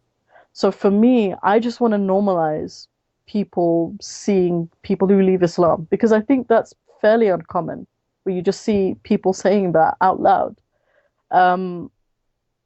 Even if they have come from that background, it's like a shameful thing. Like, this is something that happened to me that I don't want to even think about anymore. But for me, I mean, by now, I'm a loudmouth. I can't keep things like that quiet. So when people ask me, even if people ask me, like, why aren't you living with your parents? I'll tell them, like, I had to leave my house. My mum has passed away and my dad abused me. That's why I don't live with my parents. I don't like making excuses anymore, because I always used to do that when I was a Muslim. Because Islam actually teaches you to make excuses for people. But it's one of those things now where it's like, oh, what do you believe? I don't believe in anything. Well, aren't your family Muslim? Yeah, they are. Like, just treat it like it's normal. That's it. That's all I want to do. Yeah. So you think that inviting criticism, inviting that skepticism, maybe like being open to people leaving the religion more, with more acceptance, rather than, not everybody who does is met with violence, but they are met with persecution, by at least their family. So by being willing to invite that you do believe that there's a chance that like the things about charity, the things about peace, the things about love, that can be elevated above the other stuff. Yeah. Because I feel like a lot of people don't understand why Muslim families disown their kids. It's because there are ayahs in the Quran that will say that even if they're your blood relatives, if they're not believers, they're not your family. That's why. It's such a like mind fuck. Like, it gets in your head. It makes you do things that no loving human being would do. And like, that almost makes it sound like that people who do it aren't responsible. Of course they are. But people are so wired to it. Like, they're so stuck in it that they don't see what they're doing is wrong. Just like how I didn't see what I was like propagating was wrong. And I think a lot of Muslim families now, like I've met a lot of ex-Muslims now who are still living with their families who aren't necessarily happy with them being ex-Muslims or like being atheists or being skeptical, but they're not throwing their kids out. And that's, to me, that's progress. Maybe it's Right. not where I want to end up, but maybe that's not the end goal. But to me, it's progress where kids are gay and they're still living at home, you know, Yeah. whether or not it's healthy for them to stay there, it's another thing. But people are not throwing their kids out onto the street because they don't fulfill a way of life that they used to demand or people used to demand. And that's for me, that's progress. It is. I mean, it definitely is. I mean, I gotta say, like, I don't know where I stand on the issue of like whether it should, go away or it should reform. I mean, I don't. I think that I I don't think there's much hope in the idea that it will go away because it's an idea. I agree with that. Um, I agree with that. I think that like the people that want it to go away, though, I think what they're talking about is like the end of theocracy and maybe seeing Islam in the same way as like, the same way we see like Greek mythology, that kind of thing. Like it's not just we're not just going to destroy all the Qurans, and I would never want that.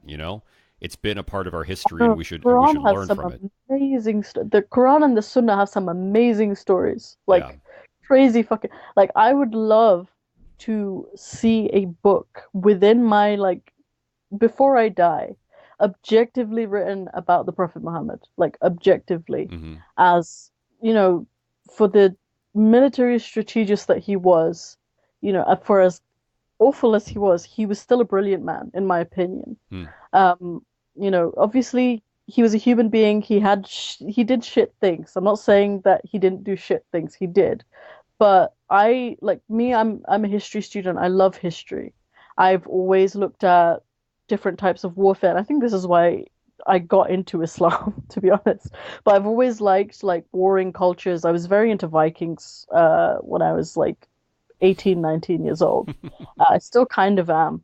And I like those cultures who like invite death and like they fight everything and they do what they have to do for survival. Like that's my whole thing. I would love to see a book that's objectively written about the Prophet Muhammad and his life and all the battles that he led and all that stuff. But it will never happen as long as Muslims try to preach this idea that he's like the perfect guy. He's not. Nobody was a perfect guy. Everybody deserves to have a true biography written of them. All the shit things they did and all the great things they did just meshed into one. Hmm. Like every human being, in my opinion, deserves that. And you are not doing anyone a service by pretending that they were a perfect human being. Yeah. Yeah. I gotta say that's kind of inspiring. There's something about that idea, that first of all, like what you've experienced, and for you to come away from it not feeling superior to to Islam, or feeling like not becoming some sort of anti-Islam or anti-Muslim person. I mean, I think that if there's any evidence that reform could happen, it would be from people who have experienced the worst aspects of it and come away from it saying there is some value in this. Oh yeah, there's history. Like that's one of the reasons that I'm not. I know a lot of atheists are also anti-theists, and one of the reasons I'm not an anti-theist is because I know there are people out there who, if they didn't have religion, they would be really shit people. I know that. Hmm. Um, for example, my dad, even though he used it in a horrible way with his family, he was a good person outside. Everybody loved him. He used it as a way to, you know, look good to people outside. And without the abuse aspects, he's an okay guy. I can say that about my dad. And I know there are people out there who, if they didn't have religion, if they didn't have God, if they didn't have a guideline telling them not to kill people, they would go out and kill people. I know that. Yeah. That's why I can't be completely anti-theist. But at the same time, I think it's not that serious. Like people take religion, like even Christians, like I like engage them sometimes because I know people are just walking by and I know what it's like to stand there, and I've done like community services where you just hold a bucket and try to get money for something. I've done things like that and I know how it feels to just be walked by. So sometimes I'll engage them and they'll just preach at you and I'll ask them questions and they'll be so excited to answer. It's not that serious. It's not, but I think to the people who believe in that, it is that serious because obviously they want to save you from hellfire or whatever, and I can appreciate that. Thank you for that. Thank you for trying to save me from something. Um, and even like Jehovah's Witnesses that used to come to our door, I always used to talk to them. Like, why not? Like, I have time, I can entertain that. But I feel like a lot of people get really offended, and other people just take it way too seriously. Like, there is no offense here. I've seen people get angry because after they sneeze, people say "bless you." Like, what? Why? Why? Why do you get upset about that? I don't. I don't get it. I don't get it. Yeah. It's not that serious. Like, how do you have so much time that you can be angry about things like this? Like, for me, I don't have it. I feel every second of my life. I have scheduled, for example, this podcast I've scheduled until 1 a.m. this morning. After that, I have a set number of hours that I am going to sleep. When I wake up, I have work. After I come back from work, I have study. Like every single minute of my life is planned to how I want it to be planned. And I don't know how people have time to argue on the internet. I don't know how they have time. Um, and then they'll call me like lifeless and jobless and all that. I don't get it. Like you're the one who's arguing. Right. Like, how do you have the time? Um, I was and just like saying these something people, peaceful. yeah, You're the one who picked a fight. yeah, exactly. And like I'll make a comment. I think yesterday or the day before, I posted a tweet was basically like God is a deadbeat dad. I think that's what my tweet was, because I think it's true.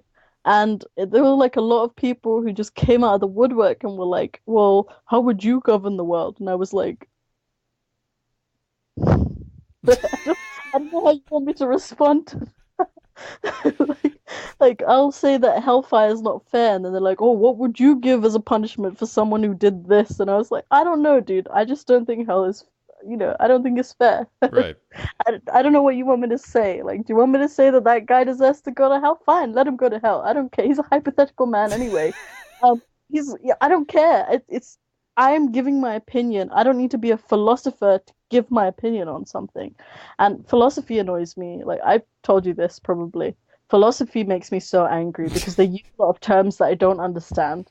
And then it just means like circular logic or that's not a fair comparison. That's all it means. Why don't you just say that instead of saying a false equivalence? Like why have you gone that route of using big words that I don't understand? Like why? Um or people who say that if your morality is subjective, you can't say anything is bad. Yes, I can, Hmm. because my morality is subjective. Yeah. Yeah. The Yeah. Yeah. argument, Yeah. People who say that seems to think that it's like you're that like you could therefore justify the Holocaust or something. And it's like, no, dude. It's because it's because I think that things exist in shades of gray that I can say that there are extremes that are always going to be unacceptable, and the rest of it is stuff that we're gonna have to, you know, we're gonna have to figure out. We're gonna have to solve it. Life is shades of gray. but That like I think they don't understand that their form of objective morality isn't exactly the best form of objective morality. right, and their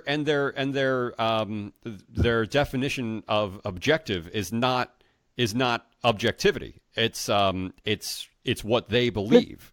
It's yeah, it's not, they're saying objective like it's something that we all are, that we've all decided to be objective, but it's actually just what they've subjectively it's their decided. opinion. It's just their opinion. Right. And I've also seen like these people will say things like, "Oh, leaving your religion is like treason." And I'll be like, "No, it's not." No, it isn't. It's because it's not that serious. If you just treat it like it's not that serious, you won't say dumb things like that. You Yeah. won't say that leaving religion is like treason. Treason is when you betray your country, when you sell a secret and now the whole world is going to end. Like, that's treason. Leaving your religion, how is that treason? How is that treason? It doesn't make any sense to me. But having said that, I used to say that when I was a Muslim. Yeah. Like, it's like somebody fed you a script and you're just saying the same shit all the time. I know I've heard every argument from the angle of like the age of Aisha and marrying kids. I've heard every argument and I've refuted every argument and they always come back for more and I don't understand why. It's just a dead end every single time, no matter Yeah. what. Sometimes people are like, why are you responding? You've said this 100 times. And I'll just be like, well, it's content. It keeps my Twitter relevant. So any of the people out there who want to argue with me, go for it. Like it keeps my Twitter relevant. It gives me an opportunity to teach people something maybe they didn't know. Like I think I taught today a lot of people didn't know like a story in Islam where a man murdered 99 people and God forgave him. He gets to go to heaven. But the guy who like supported the prophet throughout his whole life and didn't believe in God, he's going to hell. Like, how does that work? I got to teach a lot of people that, like that, that's enough for me. That's why I do this. But if it gets out of hand where I'm just like fuming at the end of it, I gotta stop. I can't. It's not that serious. No, I mean it isn't that serious, and the reason that it's not so serious because you can't help what you believe. You know, like we sort of put this on.